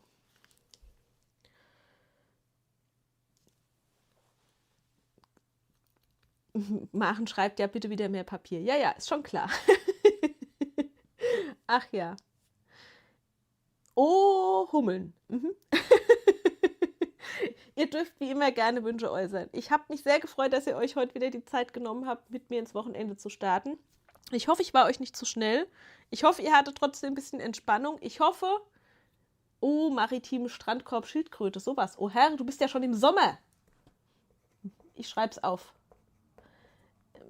Ob ich das hinkriege, weiß ich nicht. Die ist so schmal, die Laterne. Maritim, Strandkorb, Schildkröte. Es ist zumindest notiert. Ich kann nichts versprechen. So. Ob meine Sisa was zu tun hat? Nein, immer noch nicht. Das ist so ein bisschen ein Krampf im Moment. Ich müsste unbedingt mir Zeit nehmen, mich mit diesem Plotter auseinanderzusetzen. Bin aber diese Woche partout nicht dazu gekommen und habe überhaupt keine Lust. Ich schneide alles mit der alten Cameo 2. Ich bin glücklich, dass die tut, was sie soll. Aber sie ist halt langsam. Das ist so ein bisschen, ich bin im Moment so ein bisschen in der Zwickmühle. Ich bin kurz davor, mir eine Cameo 5 zu kaufen und dann denke ich, nee, das kann ich jetzt nicht machen. Ich muss mich nochmal mit der Sisa auseinandersetzen. Florian schreibt, Bierchen findet er gut. Muss ich doch jetzt mal lachen. Ich versuche euch auf dem Laufenden zu halten, was es mit dem Plotter gibt. Irgendeine Lösung muss her, weil das so kein Dauerzustand ist. Ich bin sehr glücklich, dass ich die Cameo 2 habe, die tut, was sie soll. Aber ich würde gerne auch wieder ein bisschen größere Projekte angehen, wo ich einfach einen ganz anderen Durchsatz, sage ich mal, brauche. Und ich habe immer sehr gerne mit der Juliette gearbeitet, weil die so unheimlich schnell schneidet. Aber ich bin ja im Moment gezwungen, sage ich mal, auf mein Silhouette-Gerät auszuweichen. Und ich liebe leider im Moment wieder die Silhouette-Software, muss ich auch ehrlich gestehen.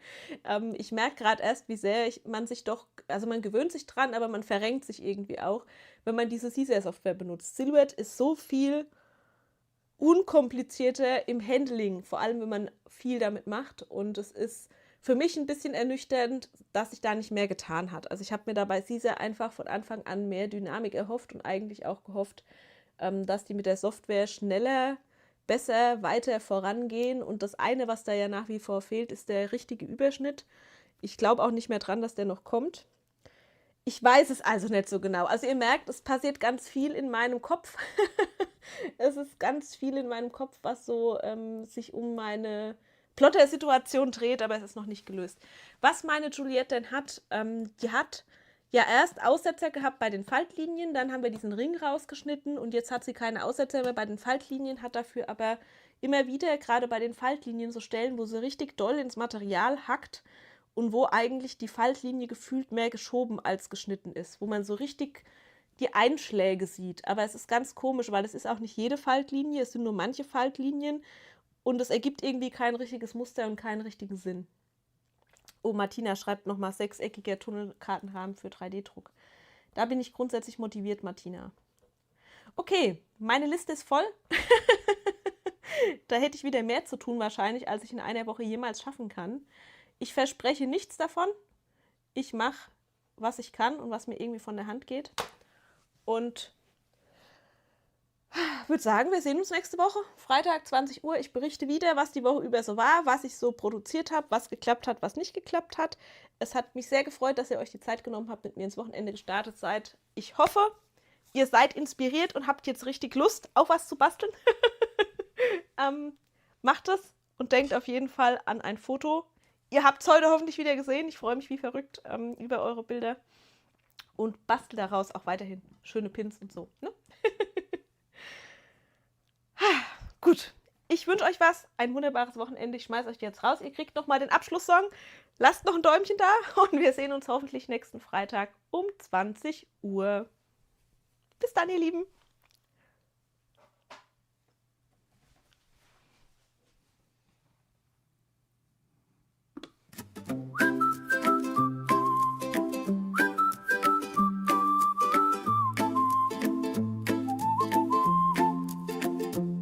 Vielen Dank, ihr Lieben, der Stream ist vorbei. Mit Miriam kreativ und auch ihr wart mit dabei. Voller Herzblut, Freude und Kreativität. Es ist echt der Wahnsinn, wie schnell die Zeit vergeht. Inspiration getankt, wir haben viel gesehen. Doch jetzt wird es langsam Zeit, Richtung Bett zu gehen. Es war ein schöner Abend, durch euch wird's bunt und heiter. Drum sag ich bis zum nächsten Mal, dann basteln wir schon weiter. Gemeinsam basteln und lachen, Freude teilen und Neues schaffen. Bleibt inspiriert, ihr seid genial. Wir sehen uns wieder